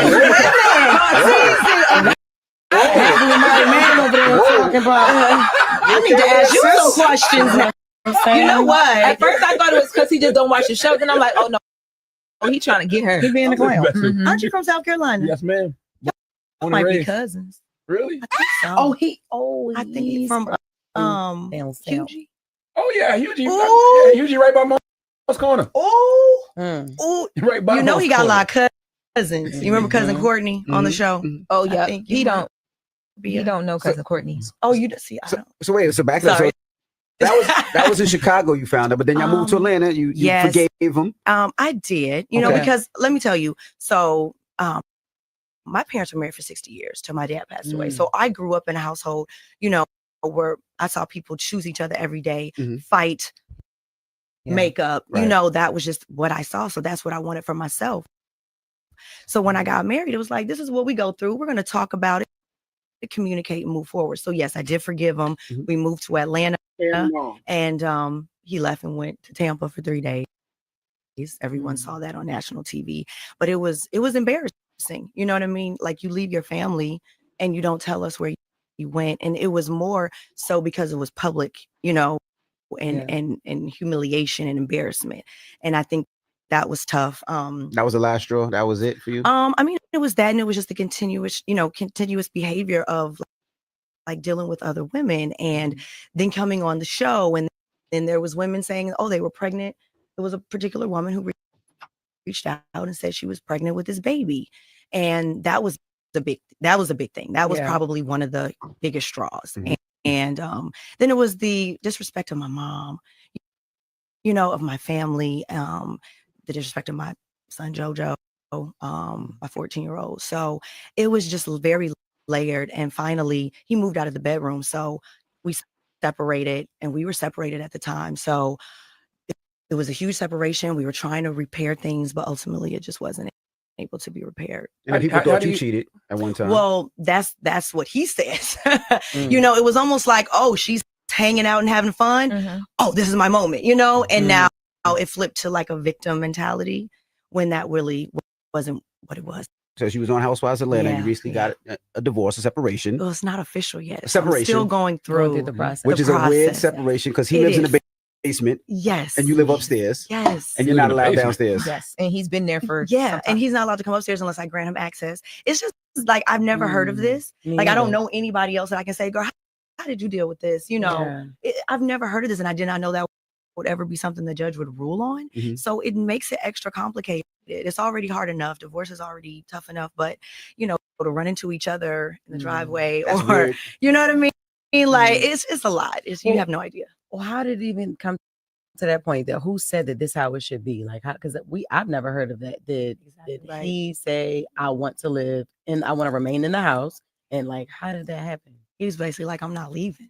Like his attorneys were like, yeah, he's not going to leave the premises. And so, have you seen that movie World of Roses? War of Roses. Yeah. Thank you. Yeah, right. It's like that in real life, you know, where it's an asset in the marriage. And so, what I've been learning through this process, like, you know, it's love and it's like pure bliss, and we built this beautiful family, and we're building legacy. And then all of a sudden, we're going through a divorce, and now it's all business. It's like, you know, a negotiation of the asset being the house.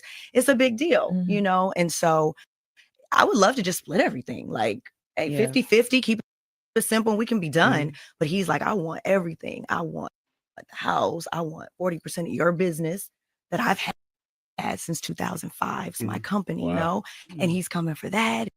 And it's just. How did y'all get there though? mess. What started the separation? People assumed it was cheating. People assumed there was so many different things. How did y'all get there? Let's go, girl.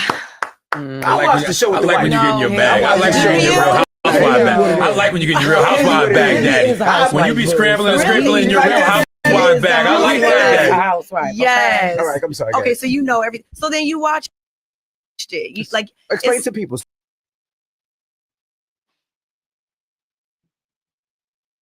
Okay, so what do we think about what Drew said, y'all? What do we think? No, but Britt needs to sit down. She said, give me 1 second here, guys.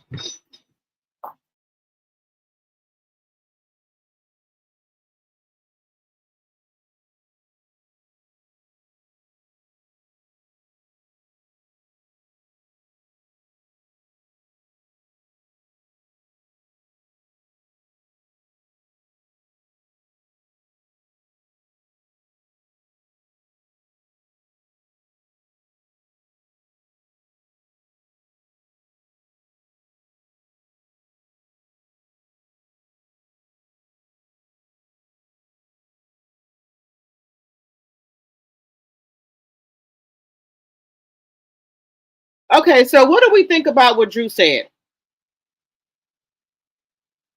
You said that's why he didn't want to adopt a son? Not answering the phone. And it's their anniversary. Sounds like a marriage of convenience. Yeah, that's what I think. Angela and Charles have a marriage of convenience. And then we have Ralph. Now, y'all heard her say that women were calling her, talking about they pregnant. Now, no, ma'am. No, ma'am. No. And then with the son, no, ma'am. No, hell no. Ralph would have had to kick rocks. No. Ralph is just, I don't know. Ralph reminds me of Martell. They one and the same to me. They want to be able to cheat on you, do whatever they want to do, and then they want you to accept it. You know, like Martell said, well, yeah, I was cheating, but I was at home every night. Mofo, what the hell did I got to do with everything? That you was cheating, that you was at home every night.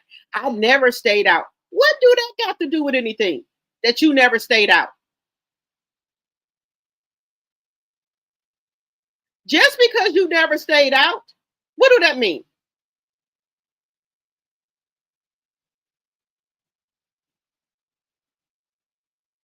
Because you never stayed out. Well, just because so if you cheating and you never stayed out, what do that mean?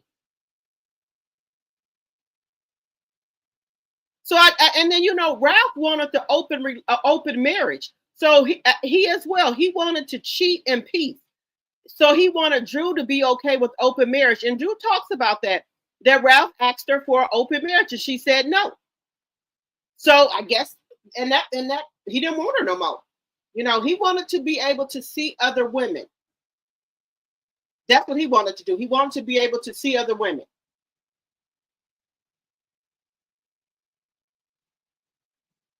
Now, I think, I'm not going to get to nobody married, no married people business.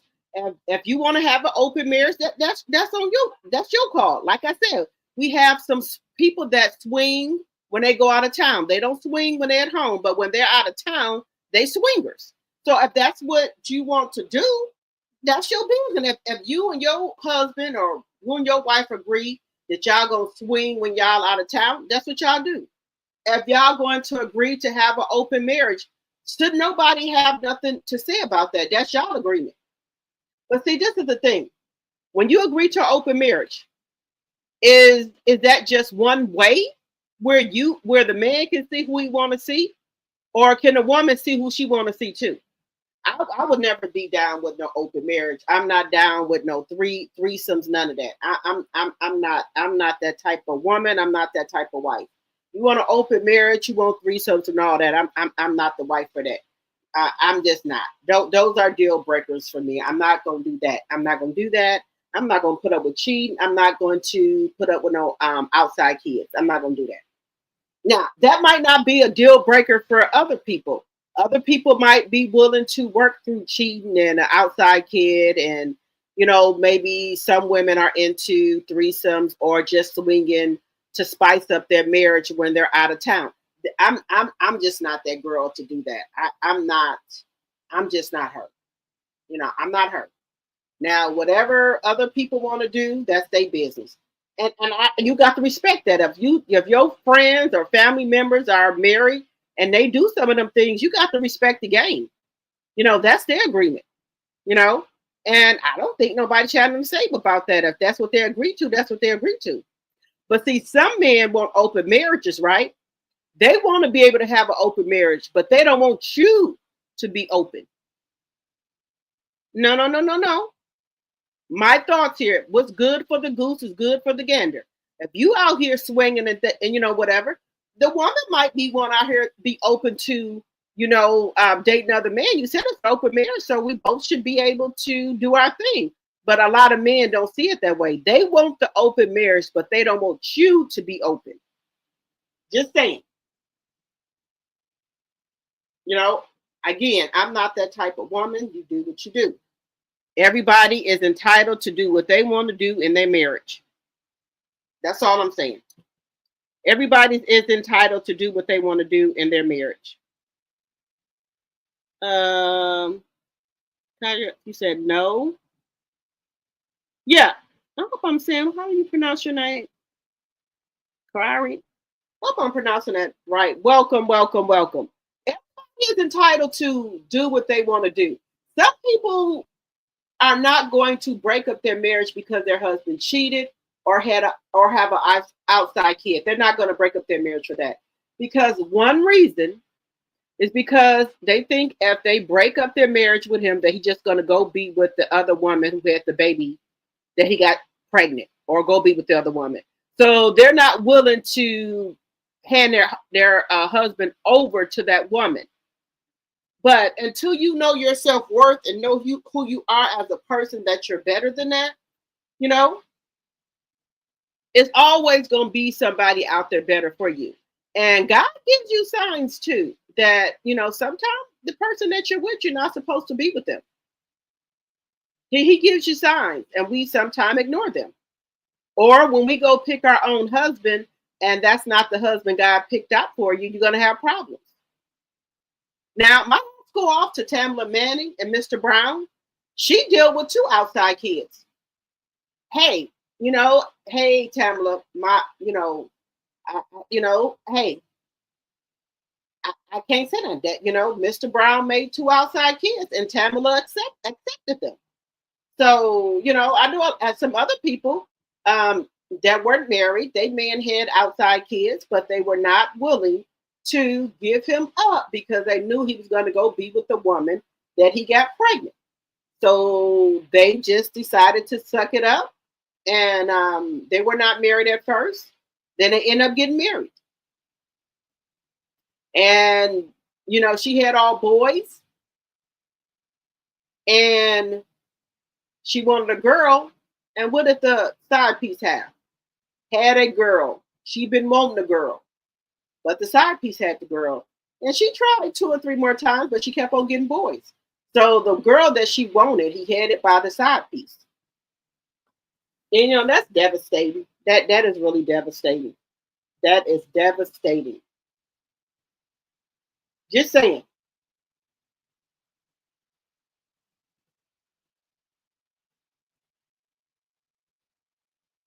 Just saying. But, people choose and do what they want to do. If you want to stay with your spouse, you do what you want to do. All right, guys.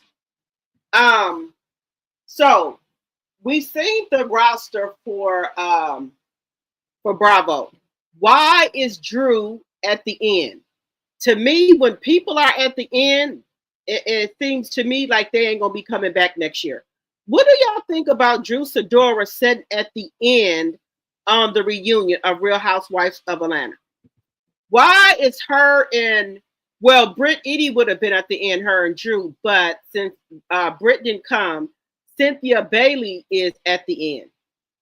So what do y'all think about Drew being at the bottom? Let me know what y'all think. What do y'all think about Drew being at the bottom? Why is Drew down there? I thought Drew did good. I do. I really thought Drew did good this season because it was mostly her and Portia back and forth, her and Dennis. So I thought she had a storyline. So why is Drew at the bottom, y'all?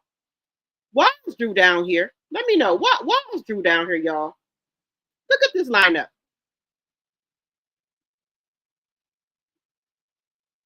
Why is Drew down here? Why?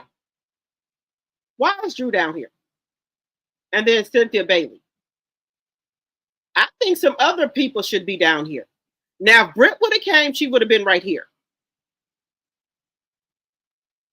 Why do y'all think that Britt is down here? Why not Kelly?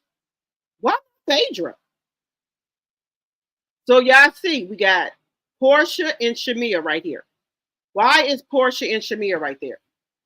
Why? And then here we got Phaedra, and we got Cynthia Bailey in the bottom of Phaedra.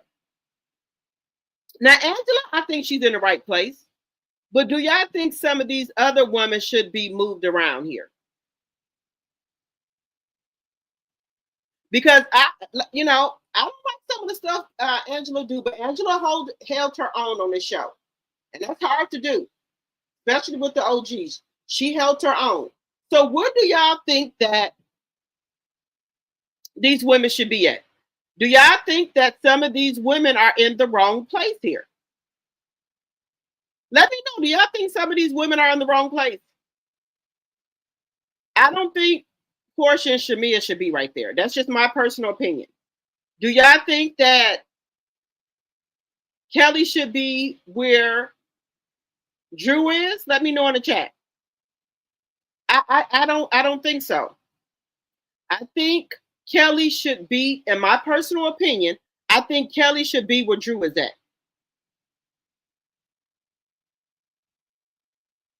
I don't think Phaedra should be above Cynthia. Let me know. Do y'all think he got this thing wrong? Because I think when you at the end, you might not be coming back next season. You in danger of getting your peach taken. What do y'all think about this?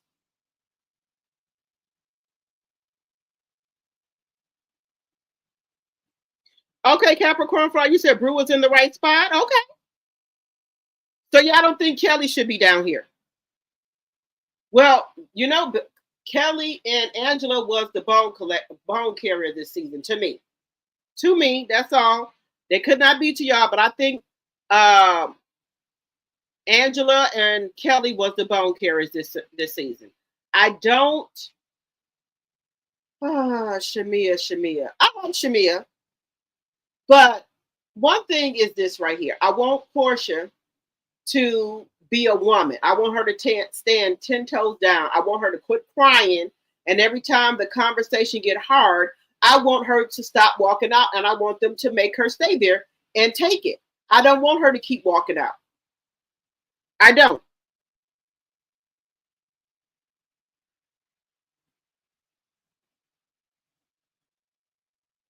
What do y'all think? I don't want her to keep walking out. I think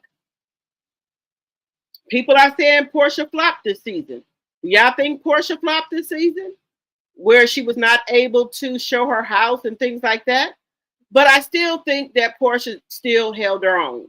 Even though she was piggyback off of other people's storyline, I do think Portia held her own, but I just didn't like when things got tough, she started crying and walking out. Now, I'm not used to this type of Portia. Maybe she's doing that because y'all know Portia usually will lay some hands on people. But is that what she's doing as a coping mechanism to not maybe hit anybody or go to hell to the left on somebody? Just saying. I didn't like it. I want her to stand in her shit. I don't want her to keep walking off. If you a woman to say it, the same thing like she was out at that pool, she said that about Charles Oakley. Why are you running in the house, Portia? You said it. Stand in your shit. What you running away from it for? I don't like that. If you are a woman to bring that out your mouth, you're a woman to stand on your shit when the wife come out there to confront you. That's all I'm saying. That's one thing I did not like that Portia kept doing, running away from the situation. Even the talk with Shamia, she started crying. No, I wasn't feeling that. I was not feeling it at all.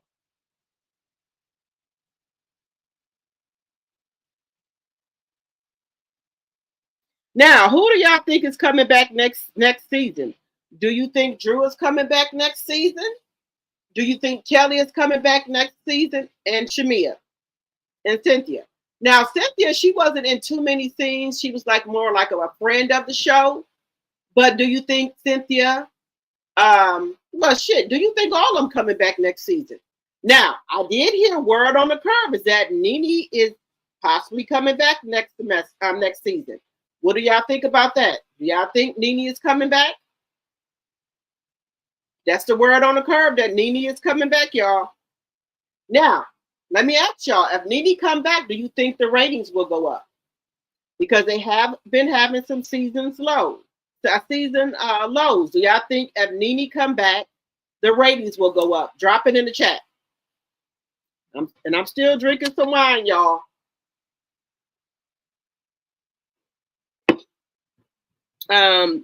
Dealing with an outside child just opens yourself to the degree of disrespect that I don't think a woman could come back from. Okay, Shanice says, all right. Like I said, that's a deal breaker for me. But like I said, Tamala Manning, she's a God-fearing woman. She let Mr. Brown bring 2 outside kids in while they was married. And yeah, Mr. Brown had 2 kids on her. And she said, with the power of God, they prayed and went, they prayed about it and she forgave them the first time and the second time. I don't think Mr. Brown is doing anything else, hopefully. But it just, and this is what they say, when somebody cheats on you, it's best that you let them go. Because why? Because they think they got away with it and they're going to keep on doing it. Prime example of Mr. Brown. Prime example of Offset, Ralph, Martell, all of them. You let them cheat on you, they're going to keep cheating on you. Just saying. Some people probably say, no, my husband, our boyfriend cheated on me. He didn't cheat on me no more. See, that's the part I can't get over. Because they got away with it, right? And what Melanie say? She said Martell just got smarter at doing it, sneakier than doing it. See, that's where you give them room from. So when they get caught and you forgive them, they, in my mind, be thinking of how to do it more smarter so they don't get caught. Because, okay, she forgave me, so I'm just gonna be smart enough. If I do it again, I know she's gonna forgive me. Buckaroo. Let me tell you, I don't care if I got to go live in a fucking cardboard box. Deuces. You won't leave, I'll leave. I go live. I could not live like Drew living. Hell no. No, man. Him in the basement and me upstairs, I can't live like that. And I know this man had cheated and he bringing women and shit in the basement. I don't care if I have to go live in a 2-bedroom. I would give my 2 kids the 2 rooms. If I had to sleep on the couch, that's what I would do. No, ma'am. No.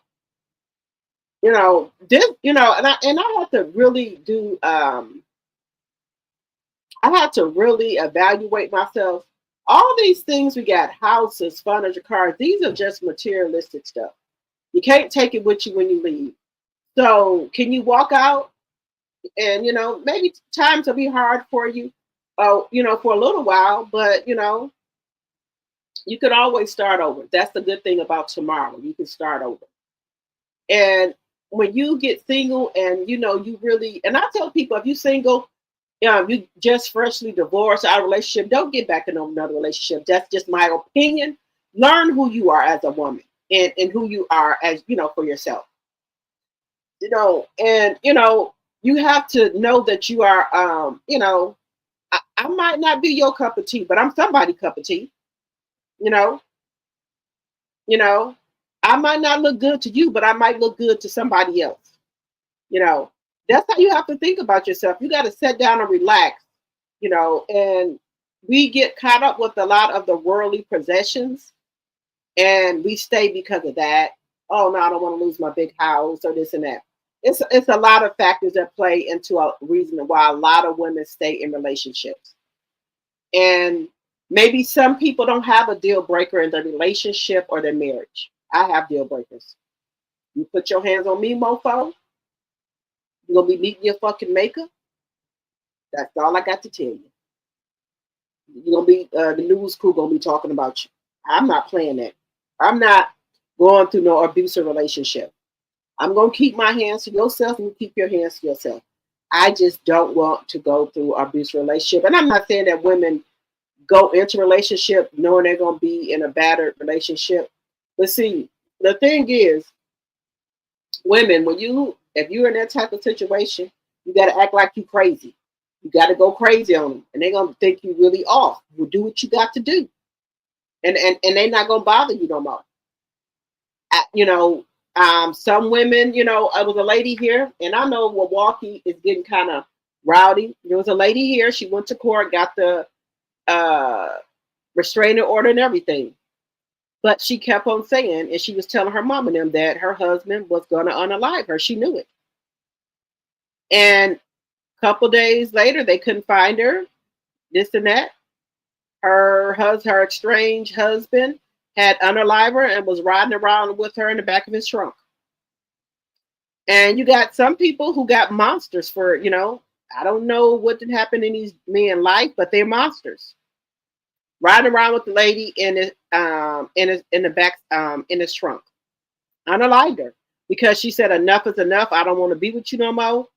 And a lot of men can't take rejection. So he unalived her and put her in the car, in the trunk. Just saying. So we got to be, also cautious of who we messing around with. That's another thing. You got to really know what you're doing out here in these streets. Don't let nobody pick you up from your house. If you got to go to the bathroom in a restaurant, take your drink with you. Make sure you use the bathroom again before you order your food. Shit, they can put some in the damn food. Make sure you order, go to the bathroom when you get there, wash your hands and everything, and order your food. Sit there with your food. Don't be going to no bathroom because shit, somebody could put some of your damn food too. Even though you take your drink, somebody could put some of your damn food. That's another thing. Y'all meet in a very lit place. So, there's no misunderstanding. You brought your own car, he brought his own car. Let him leave first. So he don't be trying to trail you and follow and find out where you live at. That's another thing. Then you got a stalker coming up to your house and, just say the date didn't go as you planned. You don't want to have another second date. Now this man know where you live at. He might become a stalker. So women, we got to protect ourselves. We have to protect ourselves and love ourselves. And people think it's something wrong with being by yourself. They think it's something wrong because you ain't having sex. There's nothing wrong with that. You just ain't gonna be out here busting it open like that. That's all. And if that's what you choose to do, that's fine. That's not what I choose to do. If you want to be out here busting it wide open for a player, go ahead and do it. We got another hot girl summer. So Cardi B said they outside this summer. Tiana Taylor said they outside. So we shall see. You said exactly. If he can do it, I can do it too. I'm not gonna be putting myself in park while you do what you want to do. The devil is a liar. You right about that, Shanice says. But see, tell me these men, they can't take, if they want to dish it out, but they can't take it. You think they're gonna let you be out here with another man? They're not gonna do that. No, ma'am, they're not gonna do it. Oh my God, I'm watching Tyler Perry new movie on Netflix called Straw and Tears. Tiana Taylor is in it. Oh, I think the preview for that. I haven't watched it yet. Taraji P. Henson, she plays in a lot of good movies. Yes, her and Tiana Taylor. She was on the Breakfast Club too, and she said one thing I like. She said a couple years ago when she was dating a football player. I think he was about a couple years younger with her. She said she don't let nobody she dating bring no phone in her house. She said they will never be taking no pictures of me. She said I don't spend the night in no man's house or whatever. She said they ain't gonna be taking no pictures of me, putting them all over the internet. And then she said that now, she said she don't want to deal with nobody broken or unhealed son. She said she don't want to do it. She not dating right now. She don't want to deal with nobody broken or unhealed son. I don't blame her. There's a lot of people, men out here with issues and that are broken. She said she don't want to deal with it, so she's not dating. And Taraji's in her 50s. She looks good. Also, Haley Halle Berry, she's dating another man too. He asked to marry her. She said, She said, She said, I done got enough. She said, you know, the last man Halle Berry was married to, he took her for child support. So she's paying child support right now for one of her kids. Give me just a second, guys. 1 second.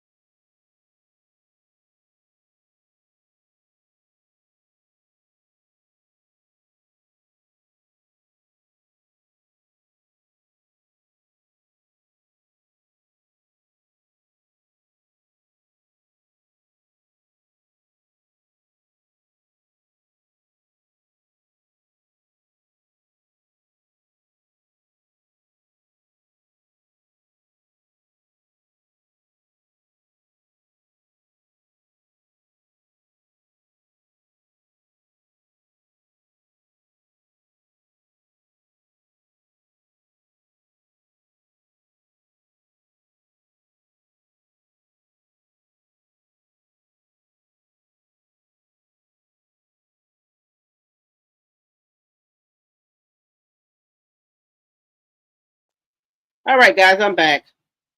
All right, so how do y'all think the Diddy trial is going? I know this week he got kind of agitated, was staring down the jury. So the judge says if he continues to do that, they were gonna kick him out of the court. He was gonna be removed. Now we did have Judge Matthew give his opinion about it. He said that he thinks Diddy's gonna get maybe 5 to 10 years. Judge Matthews, y'all know he's a lawyer. Now, let me switch gears for a second. Y'all know his wife, Judge Matthews' wife, had put in for a divorce. Baby, Judge Matthew got his shit together. Judge Matthew ain't working like that no more. He ain't flying all over the place no more. He is everywhere with his wife. He said he was not letting his fucking wife divorce him and take half his shit. He got his shit together. They was just at a barbecue. I think it was Cedric the Entertainer there. I think it was Johnny Gill's birthday. Judge Joe Brown was there. His wife was there. Some other celebrities were there. Oh no, him and his wife be all over the place, baby. Now that's a man who gonna fight for you right there. He did a complete 360, his wife said, because he was supposed to retire and they were supposed to, you know, once their kids in college doing their thing, they were supposed to travel and do all this and that. But Judge Brown kept on working, going to conferences. She put in for a fucking divorce. Baby, Judge Joe Brown, baby, did a 360. He's out here everywhere with his wife, baby. He said he wasn't letting his wife get away from him. And he said he wouldn't let his wife get away and she wasn't gonna take half of his damn money either. That's what he said. But him and his wife, they They've been doing a thing. Him and his wife, they've been out here. You know, they've been at all the concerts. They've been doing their thing. So it just, it's all about, if you want to make the changes and do the work. Him and his wife, Joe Brown and his wife, they've been doing a thing. He was not letting his wife go. He's not letting her go. So he decided to change gears. There's nothing wrong with that. If you want to be with your wife, you better show her.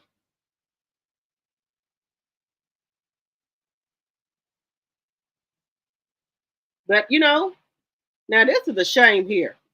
Y'all, the side piece shows up at a wedding. What would y'all do? If y'all getting married, ready to get married, y'all, what would y'all do if your husband, wife, what would y'all do if y'all getting ready to get married and your husband, your soon-to-be husband, side piece shows up at your wedding? What would you do? Would you continue to marry him, or would you stop the wedding? So this is the incident here. The side piece shows up at the wedding, guys. Ronnie, this is what you left my house for this morning. Oh. And the other night. Oh. You need to get out. Oh.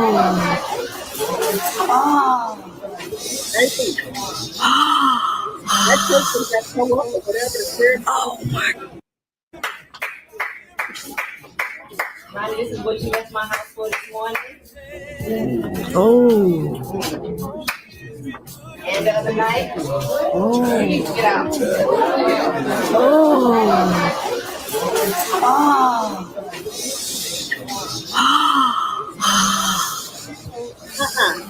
my. Apple, whatever it is. You say you left my house this morning, and that's like. And the other night. Oh. You need to get out.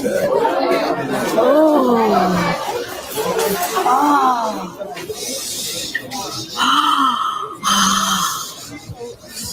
Oh my. Ronnie, this is what you left my house for this morning. Oh. And the other night. Oh. You need to get out. Oh.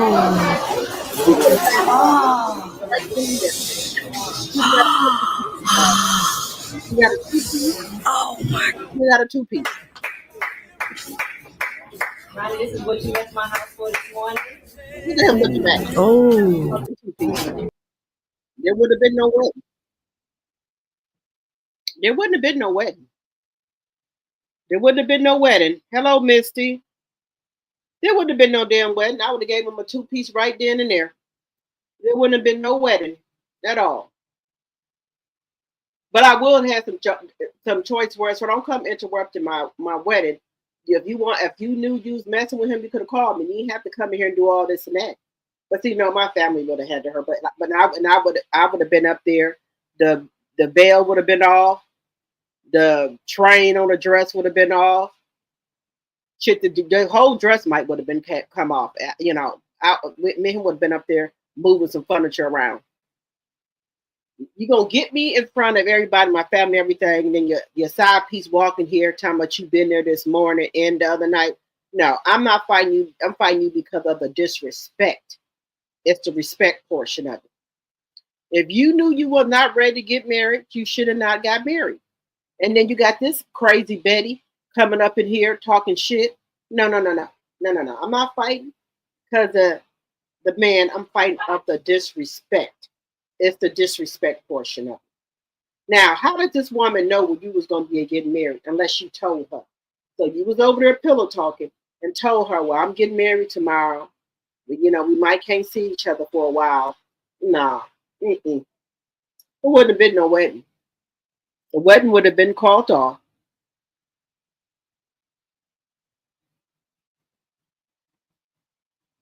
You said she's not getting married because she'll lose her EBT card for 3 people in Medicaid. Yeah, you know, a lot of people do that, y'all. They do not. Now, if the man is not working, then, you know, I know a lot of people that are putting their husband on their case. They ain't got no job, no income, so they can get on Medicaid, food stamps, and all that because they're not working.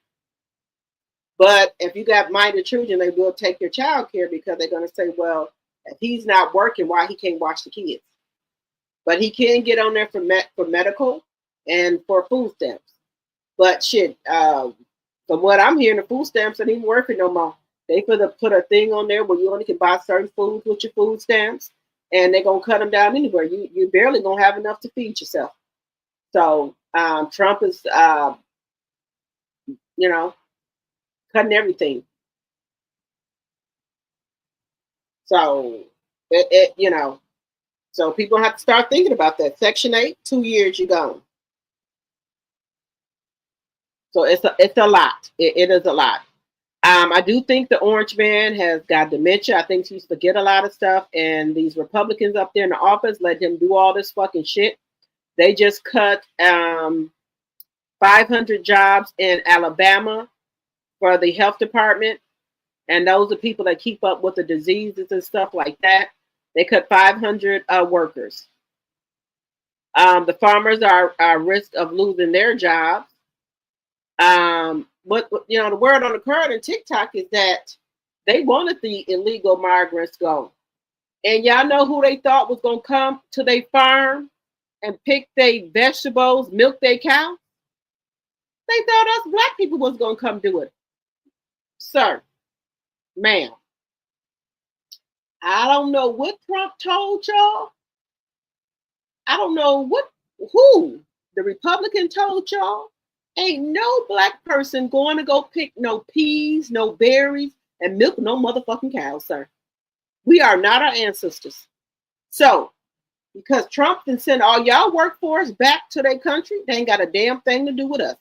Do you think we finna get our black ass out there in the fucking sun and pick some berries, peas, string beans, cabbage? We not doing none of that shit, sir. No 7 days a week, sir. They lied to you.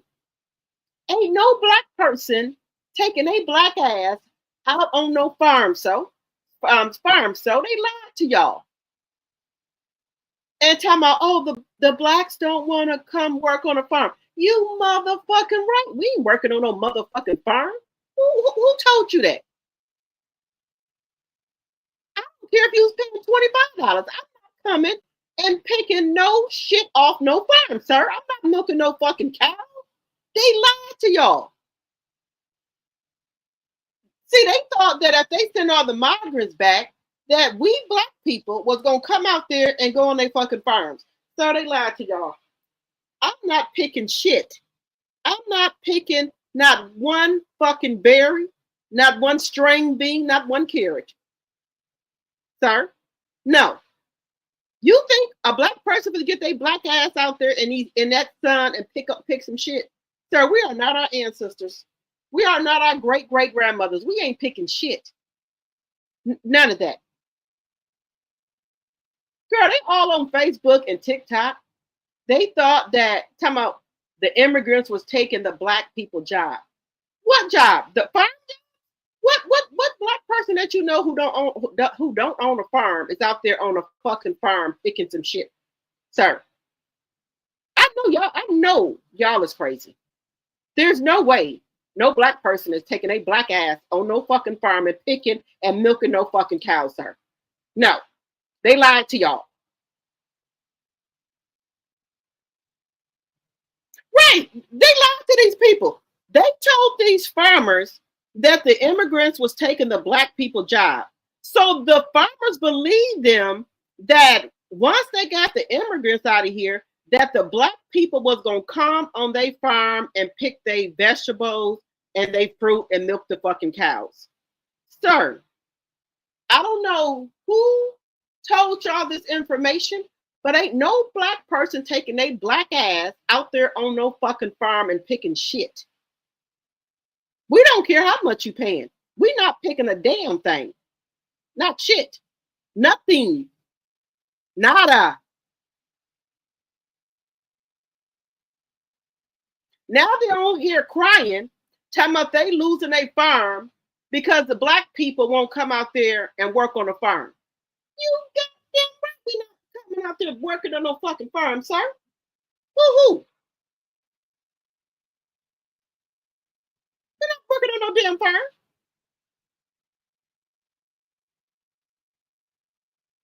Oh, but and you know what? I've been looking at these ice raids. I was looking at one in Mississippi. I mean, no, in Minnesota. They had the FBI out there. They dressed in army fatigue stuff, but they got the FBI going across their vests. They got ICE out there, and then they got the regular police out there. So they're running up on these migrants in these like they're on these Mexican restaurants and shit. Like they got bus boys, they got the Mexican people in there cooking the food. They running up in these shops, in these restaurants, these ICEs, and taking these people out their job. Oh, and Florida, the construction sites, the ICE is running up on them too. They going to these construction sites in Florida and Houston, and if they see any immigrant people, they're taking them to jail. And now the Florida, Houston, they ain't got a lot of people doing construction no more because the people either ICE got them or the people that ICE did not get, they're too scared to come to work. Also in Memphis, what's his name? Kid Rock had 2 blues restaurants there. All his workers were migrants. You know what happened? They heard about an ICE raid. He had to close his restaurant down. He didn't have nobody to work there. While you running around here with Trump, you didn't fuck your own business up because you ain't got nobody to work at your restaurant. All the people that was working there was immigrants. So now he mad at Donald Trump, telling me he messing up his business. Sir, you was the one running around here telling Trump to send back the illegals. Did you think about your restaurants? Your busboys, dishwashers, and cooks were immigrants? So he had to close down his restaurant until I guess he gotta have to find some regular people. But I know ICE ran up in there. So all these little restaurants and housekeeping and all that, where we have the migrants doing it, and they need to quit lying. We're not doing that either. Let these migrants have these jobs that we're not going to do. I don't have no problem with that. You know, the housekeepers, the people that's bus boys and working these, you know, that's their job. Let them do that. You're not taking no black person job because black people ain't doing it. Just saying. Yeah, but they running up on these people at the construction site. So we ain't gonna be getting a lot of houses built. And another thing, they're talking about the new build houses. They're not worth shit. That plywood, the shit coming down, it's leaking. It's just no good. They don't build the houses like they used to build them back, you know, and like in the 70s and stuff. They're using plywood and stuff to build these houses now, and they're not withholding. Just saying. All these new build houses are getting built with plywood, and that wood is not strong. Now, you might want to tell the people to, you know, you want your house built with something else because this shit, this plywood and shit is not strong. Just saying. Just saying. Hello, Misty. Let's see here.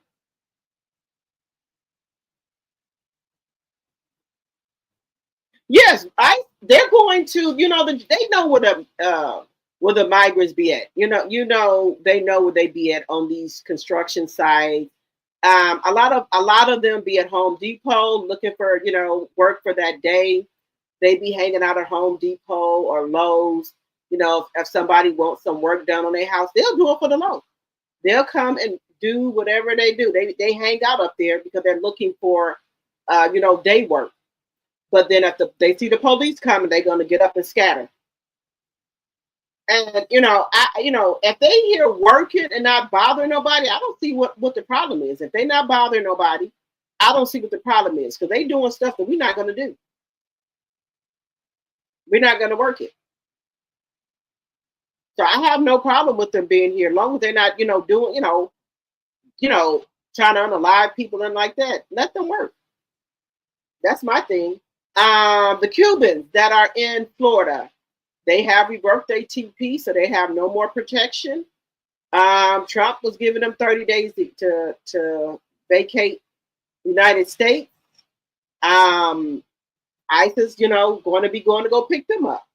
Why? Because they know where they live at. Because when they got the protective order to be here, the Cubans, they have to check in. They have to give their name, their address, where they work at, and all that. So they don't have to really, look for you. They already know where you at. And they voted for the orange man. Just saying. Just saying.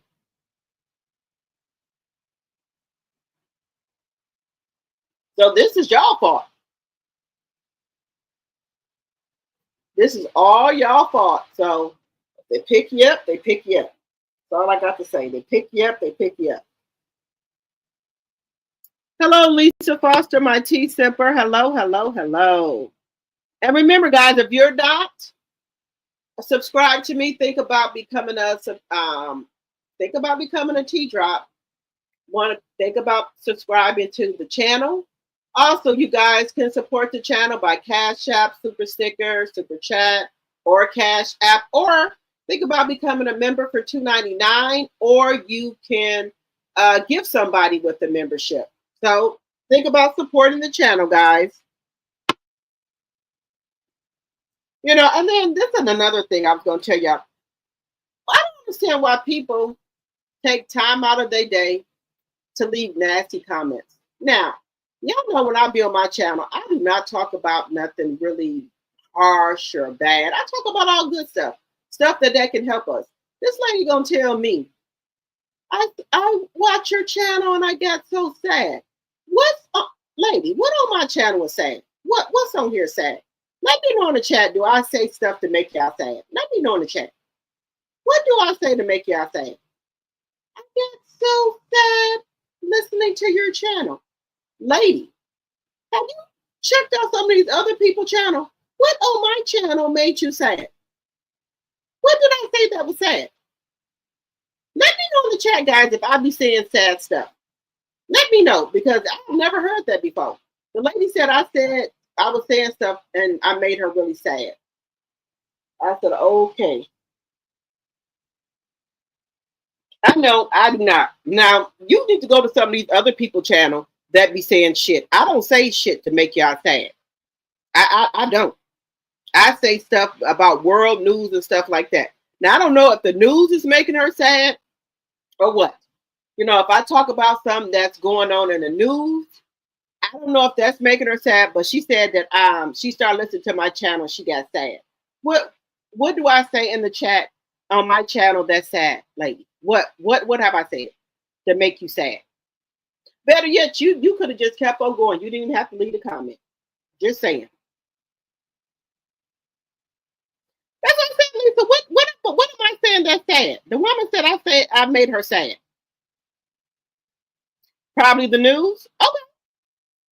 But I just be talking about stuff that we need to know about. Like I told y'all, COVID is back. I think in New York they said that this one is kind of bad, where they starting to see a lot of people come in with it.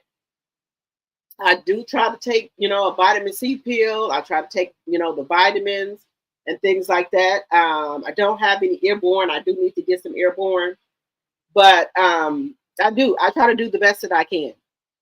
And some people don't watch the news, so I just try to tell y'all what's going on. Right now, Elon Musk and Donald Trump are acting like two toddlers going back and forth. They're doing that. I talked about the Shade Robinson. He was found guilty. So I'm talking about what's going on YouTube and in the news. Also, a weatherman, they have taken a lot of stuff away that they use to predict like the hurricanes and stuff that comes to like Florida, Louisiana. What they use to predict, the hurricanes. The orange man fired most of those people, and the man was on on the weather. He said, this is not going to work. He said, we need those people back that, let us know when it's going to be tropical storms, hurricanes, and stuff like that. They need those people back. Now, y'all know there's no more FEMA. Donald Trump did away with that. So the states have to do what they got to do to help the people. If we have a hurricane, your house get towed up, hope you got insurance because there's no more FEMA. He not giving you one dime. But hey, this is what they voted for. How is the state going to help pay for all of that? They're going to go bankrupt. That's what they use the government for when they have problems like that. But his mind don't comprehend all of this. But I think allegedly he's going through dementia. But hey, this is what y'all voted for. So just saying, they FEMA's gone. They even trying to clean up in Georgia, or I think it's Houston. They wrote another letter asking Donald Trump, could they send some money? He denied it. Also down there where Sarah Huckabee is at in Arkansas, they had some type of storm or whatever down there. She wrote a letter trying to get money for Trump. Trump said, nope, the government is not helping. So, to help clean up the streets, the trees and all that. Nope. But hey, this is what, this is what they wanted. So God bless you. We Black people are resourceful people. We're going to find a way to make it. We're going to find a way. We're going to find a way. And they were saying that, why are we not marching, standing beside them, taking up for them? Why are we not freaking out? We said, we already told y'all all of this. We already marched to our damn heels and came off our fucking shoes. The soles and came off and that motherfucking thing. We got swords on our feet for marching. Our voice is gone. It's hoarse from yelling, screaming, marching. We're not doing none of that shit no more. Y'all have at it. We're not going to say one word. The only thing we did, we went in there in November, voted for who we wanted to win. They didn't win. The hell with it. We not going to do it. No, ma'am. Nope. So whatever happens, happens. That's all I can say. And they said they don't like when Black people get quiet like that. It scares them. Why? Why would that scare y'all? If we ain't saying shit. We don't care. We don't care. We're not coming out there marching. Now, when they was having that shit go down in Minnesota, I did see a couple of Black people out there. Now, if they would have took y'all Black ass to jail, we was not going to come do shit. We told your ass to go somewhere and sit down. But you're going to get out there and get in other people's business. That's your own personal business. You don't got a damn thing to do with it. But I digress, y'all. We just got to let people do what they want to do. Yeah, so hello, hello, welcome. And make sure if you are new to the channel, think about subscribing and also sharing the live. Also, we're still doing drinks in the chat. Y'all know what I'm sipping on, my wine. So that's what I'm sipping on. Let me know if y'all are drinking in the chat. If you're drinking coffee, tea, water, wine, if y'all drinking Don Julio, gin and juice, whatever y'all drinking, let me know what y'all drinking. But yeah, I wore out. I don't care. Whatever's gonna happen is gonna happen. But I know damn well I'm not going out there marching no more. I'm not saying one fucking thing. I don't care what they do. I don't care. Tear the motherfucker down. I don't give a shit. We done said all we needed to say, and that's it. That's it. We just want to be left alone and let us continue to learn these line dances. I'm still trying. I got boots on the ground a little bit, but I think I keep messing up my feet. And then the dance dangerous. We out here trying to learn line dances, getting massages and traveling. We don't give a shit. Do what you gonna do. Shit, I'm trying to get my damn line dance together. I'm not, I'm busy. I can't go march. I'm busy. I got a baby shower to do next weekend. I'm busy. I can't march. I ain't got nothing to say, y'all. Just tell me I ain't got shit to say. I'm doing things. I get my nails done. I ain't got time to be marching. None of that. I ain't working on no fucking farm. I'm not doing none of that shit. Just saying. Just saying.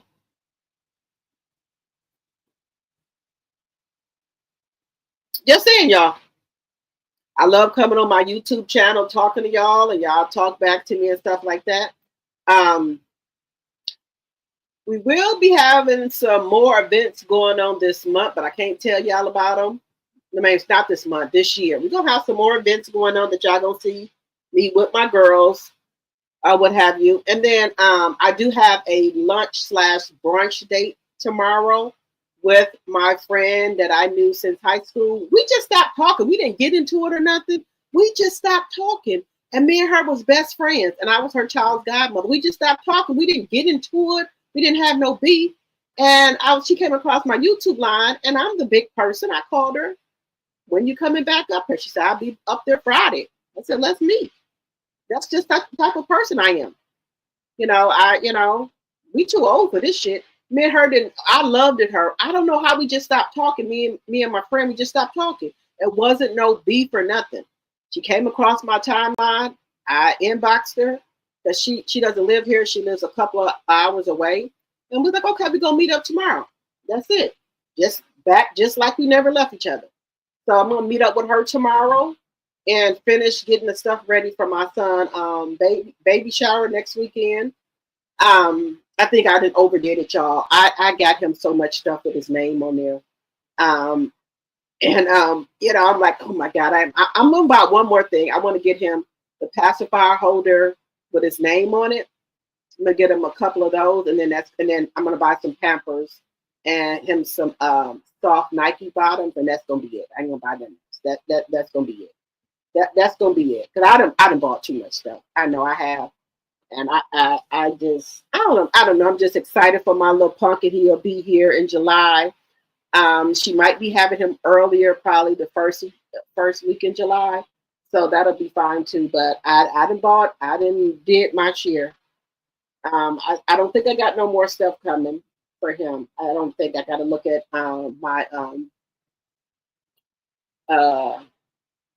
Amazon cart. I don't think I got no more stuff. I think I got all his stuff. Hello, expectations. Hello.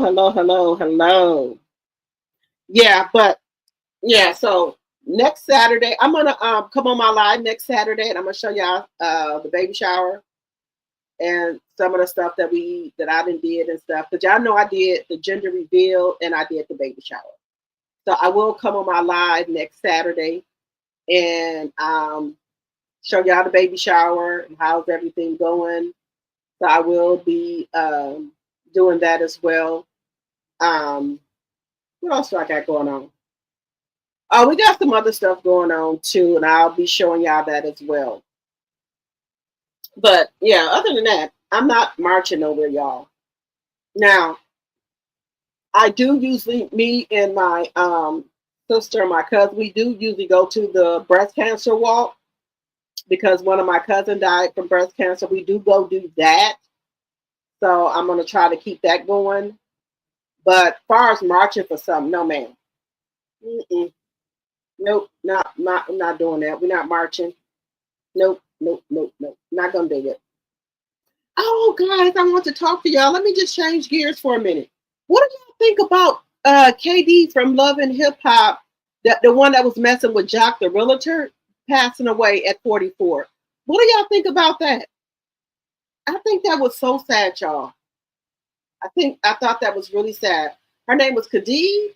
Y'all remember that she had tied Jock up to the bed and was whooping him and stuff because he was cheating on her? Do y'all remember that? But they called her KD from Love and Hip Hop. She died at the age of 44. And she had a lot of shit going on, y'all. She was a real estate agent, a realtor. She did finances. She was out here doing her thing. But she passed away, y'all. And they're not saying why she passed away or anything like that. But she did pass away. Let me know what y'all think about that in the chat. And let me know if y'all remember her.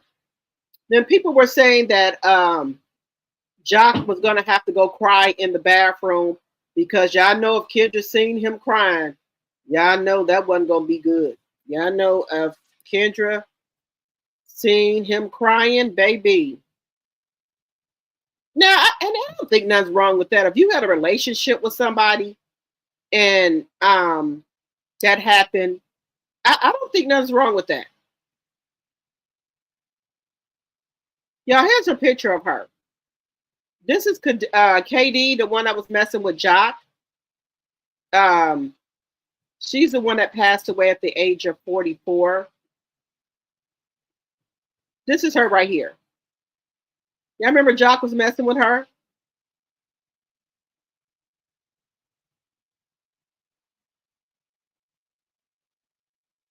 It says, we are deeply saddened to learn of the passing of Khadid, a member of the Love and Hip Hop Atlanta family. Our hearts go out to her family, friends, and loved ones during this difficult time.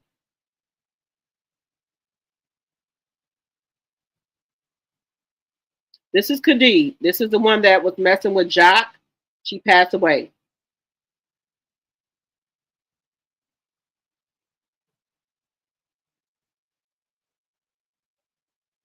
Yeah, this is the one that got in Carly ass. Yep, she did not let Jock play with her.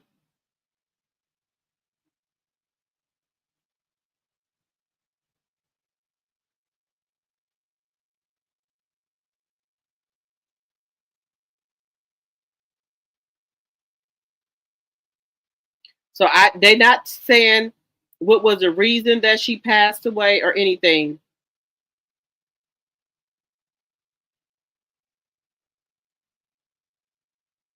Oh, this is season 13, y'all. And I'm embarrassed. So does this mean I go to jail? I'm afraid. Bambi put a new song out and she mentioned you and Kurt. We all got slandered. Like you're mad because you're not an artist. You're always mad. Let's talk about why you really don't like me. You can't trust nobody. Love and Hip Hop Atlanta. New season premieres Tuesday, July 8th at 8 on MTV. Oh, wait a minute. Writings on the wall. I was acting single. I think it's time for you to speak up for your family. And I'm embarrassed. So does this mean I go to jail? I'm afraid. Bambi put a new song out and she mentioned you and Kurt. We all got slandered. Like you're mad because you're not an artist. You're always mad. Let's talk about why you really don't like me.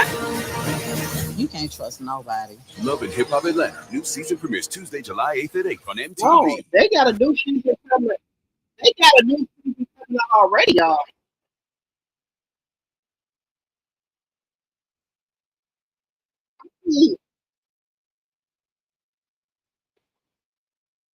Look, oh, come on, Sierra. Now here goes Sierra, y'all, talking about her and her husband and made a sex tape. Oh my God. She told the producer she would let him see the tape after the green screen. Hello, Patricia T. Who said, yes, that's sad. Capricorn said she was pretty. Yes, I remember her. So young, yes. Yes, KD was funny. Y'all, it's a lot. Yeah, they're not saying what happened to her. Hello, Ophelia. Hello. Hello, Patricia T. Make sure you guys are hitting the thumbs up when you come in. I don't think Love and Hip Hop is having a reunion because they're coming back on July 8th, unless they're going to have it here in June. They might have it here in June.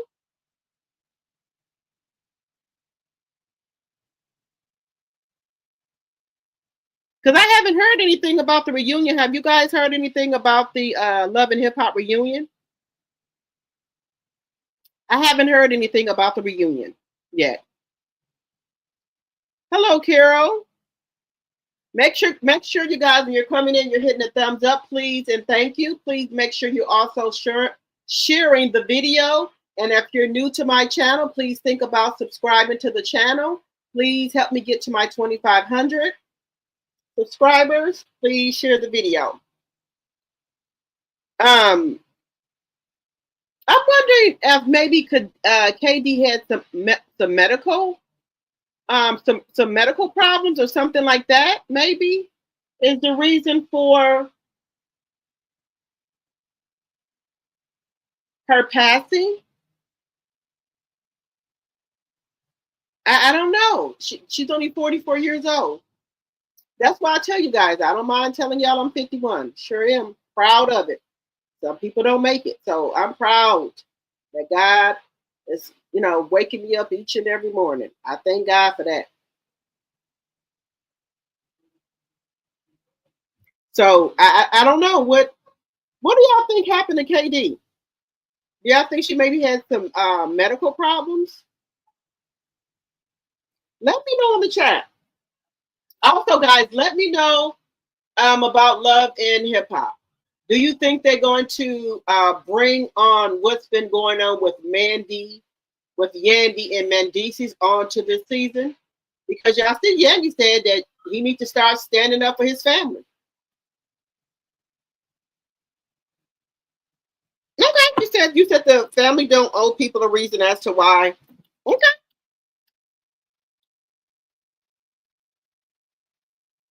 But I'm just thinking she was so young though. But hey, God rest her soul. She's a nice looking, pretty woman. God rest her soul. Now, I think Kendra would be jealous of Jock went to the funeral or if he had any emotion, because it seems like Kendra, she don't care. She don't want Jock to have nothing.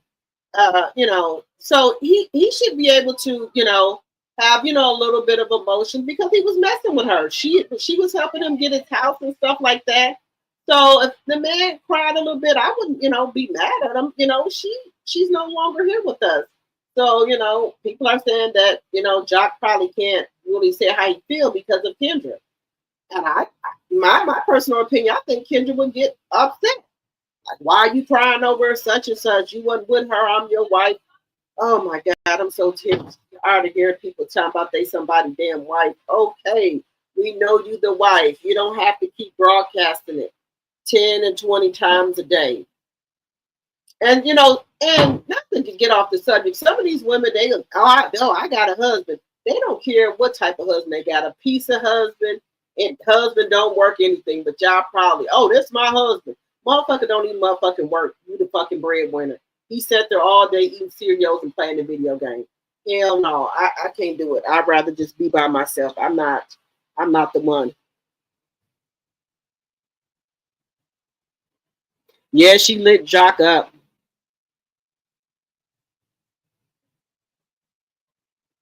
Yeah, the cause was undisclosed. Yes, Patricia T. Yep. But, God rest her soul. Let's move on over here to Love and Hip Hop. Do y'all think that with the stuff that's going on with Rashida and Kurt, Mendeecees and Yandy, is this going to be a part of the storyline? Do you think her friend Brian as well will be a part of the storyline as well as to what's going on? Now, I did tell y'all, I said, I don't know if Yandy and Mendeecees and this Brian fella is doing this for a storyline for Mendeecees and Yandy them for next season. I don't know, because they were trying to get the #1 spot as a couple. So I don't know if this is why they have this going on, but I don't know. I think this is going to be used as part of the storyline. In my opinion, I think this is going to be used as the storyline. Let me know what y'all think. Y'all think this is going to be used as a storyline in the upcoming Love and Hip Hop? When Kurt and Rashida had the interview with Carlos King, and then the stuff that's going on with Mendeecees, Yandy, and Brian. Do y'all think this all is going to be included in the storyline? Let me know what y'all think in the chat, because I think some of this stuff is going to be used as their storyline. I said that before. A lot of these reality shows now are starting to do storyline. It's nothing real. It's nothing. A lot of these storylines are not real. Now, and even Tasha K said it. She said, something ain't right with this. Why all of a sudden do Mendeecees want to interview with me and all this and that just freely open? She's like, something ain't right. Now, I think they could be doing this as a storyline. That's in my opinion. They might bring her friend Brian on the show, as to all this stuff that's going on. So they might be using this as a storyline. And then when Rashida and Kirk went on Carlos King's show, these all might be storylines, guys. That's what it's given, storylines. Let me know what y'all think in the chat. This is why who you vote for in the voting for the correct person is so important. Right. But these people voted against their own interests.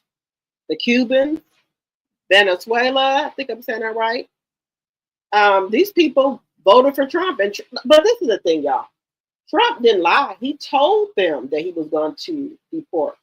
He told them he's deporting people. And then like he lied. He told y'all what he was going to do. So I don't know if y'all thought he was playing.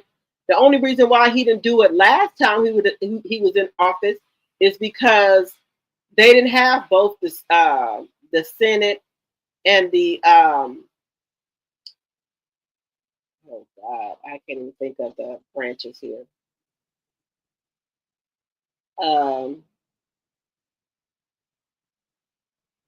Now I can't even think of the thing here. The Senate and the well, y'all know what I mean. They didn't have both of the houses last time. And that's the only way they did not get deported last time. Because the Democrats had some of the seats and they wouldn't vote for it. So that's the only reason why that they didn't get deported on when he was in office last time. So, but he told them that he was going to deport them. So I'm confused as to what's going on here.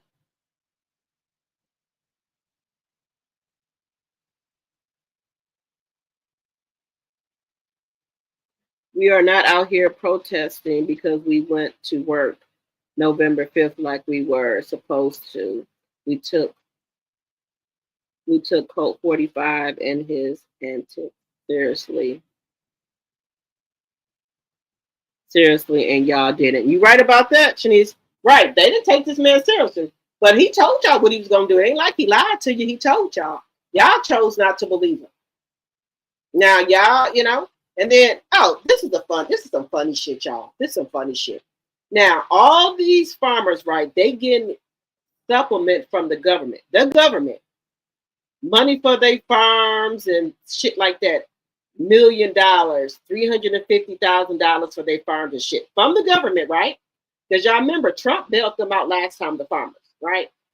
But you telling everybody else to pick themselves up by the bootstraps, and y'all talking about communists. Why y'all farmers getting all this fucking money from the government? So who is taking money from the government? Y'all are taking it. But y'all want to tell everybody else to work and pull themselves up by the bootstrap. Y'all should be able to work and make your own living. Why y'all have to keep on getting bailed out from the government? Why y'all keep getting bailed out from the government? Just saying. They were getting billions and billions of dollars from the government. All these farmers were. And Trump said, not no more. Not on his watch. Now, I'm going to see if these farmers going to pull themselves up by the bootstraps. The black farmers said they know about the programs, but they would never give them to them, so they okay. The black farmers, they said they families in them, they picked their own farm. So they okay. They said they never was used to getting any money from the government because they made the black farmers jump through all type of loopholes to get it. So they said they just did what they had to do for their farm. And the Caucasian people are the one that's upset because they had, immigrants that was out there doing a farm, milking their cows and stuff. Now they said that they got to get out there and milk the cows and stuff at 4 o'clock in the morning when they was used to having workers do that. But y'all voted for old Orange Face and he even took all your workers away. And the ones that he didn't take away, they not coming out because they feared that they might get detained by ICE. So they not taking no chances. So that's why you ain't got no damn workers. Just saying. Just saying. I think maybe at the end of this new season or the next season, remember this show isn't in real time. The issue, they are highlighting promo video is about 6 months old. Okay. All right, spectators. Shanice says my vote is my protest right. We not going out here no more. I don't give a shit what they get on TikTok and say. I don't give a shit what they get on YouTube and say. We're not going. We told you. We resting for 4.5 years. We out here learning line dances. We out here learning new recipes. We out here changing our house around, doing spring cleaning. We vacationing. We getting massage. We ain't got time to protest. But y'all doing a good job. Keep up the good work. We just not coming out there. No, sir. No, ma'am. No, sir. We're not coming out there. I don't give a shit what y'all do. Now, for the Black people who go out there, we already gave y'all fair warning. Something happened to y'all. May God be with you. We're not coming out there.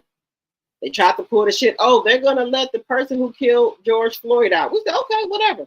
That still ain't going to make us come out there and march. We're not marching anymore, sir. Or ma'am, we're not going to do it. Oh, he's pardoning people. Okay, let him pardon. Still not coming out there. Now, you other people that go out there and get yourself in some trouble, we're not coming to help you. That's all we're going to tell you. May God be with you. All right, guys, we've been on here going on almost 3 hours. Let me get up off of here. Like I said, if you came in, make sure you hit the thumbs up. If you didn't, hit it on your way out. Also, if you're not a subscriber, think about becoming a T-Drop. Also, give the thumbs up and also share the videos. Follow me on my other platform, TikTok, Facebook, and Instagram, Drop the T. And I will see you guys tomorrow. Good night, everyone. Good night, good night, good night. You said Tyler Perry's new movie Straw is so good. Taraji Henson and Tiana Taylor are so good. Yes, there are some very good actors. I think I'm going to watch that. I think I'll watch that when I get off of here. Good night, everyone. Good night, Lisa Foster. Good night, Capricorn Flower. Thank you all, you and Chanel Monet, for coming over here modding for me. I very much appreciate it. I will see you guys tomorrow. Good night, everyone. Good night, good night, good night.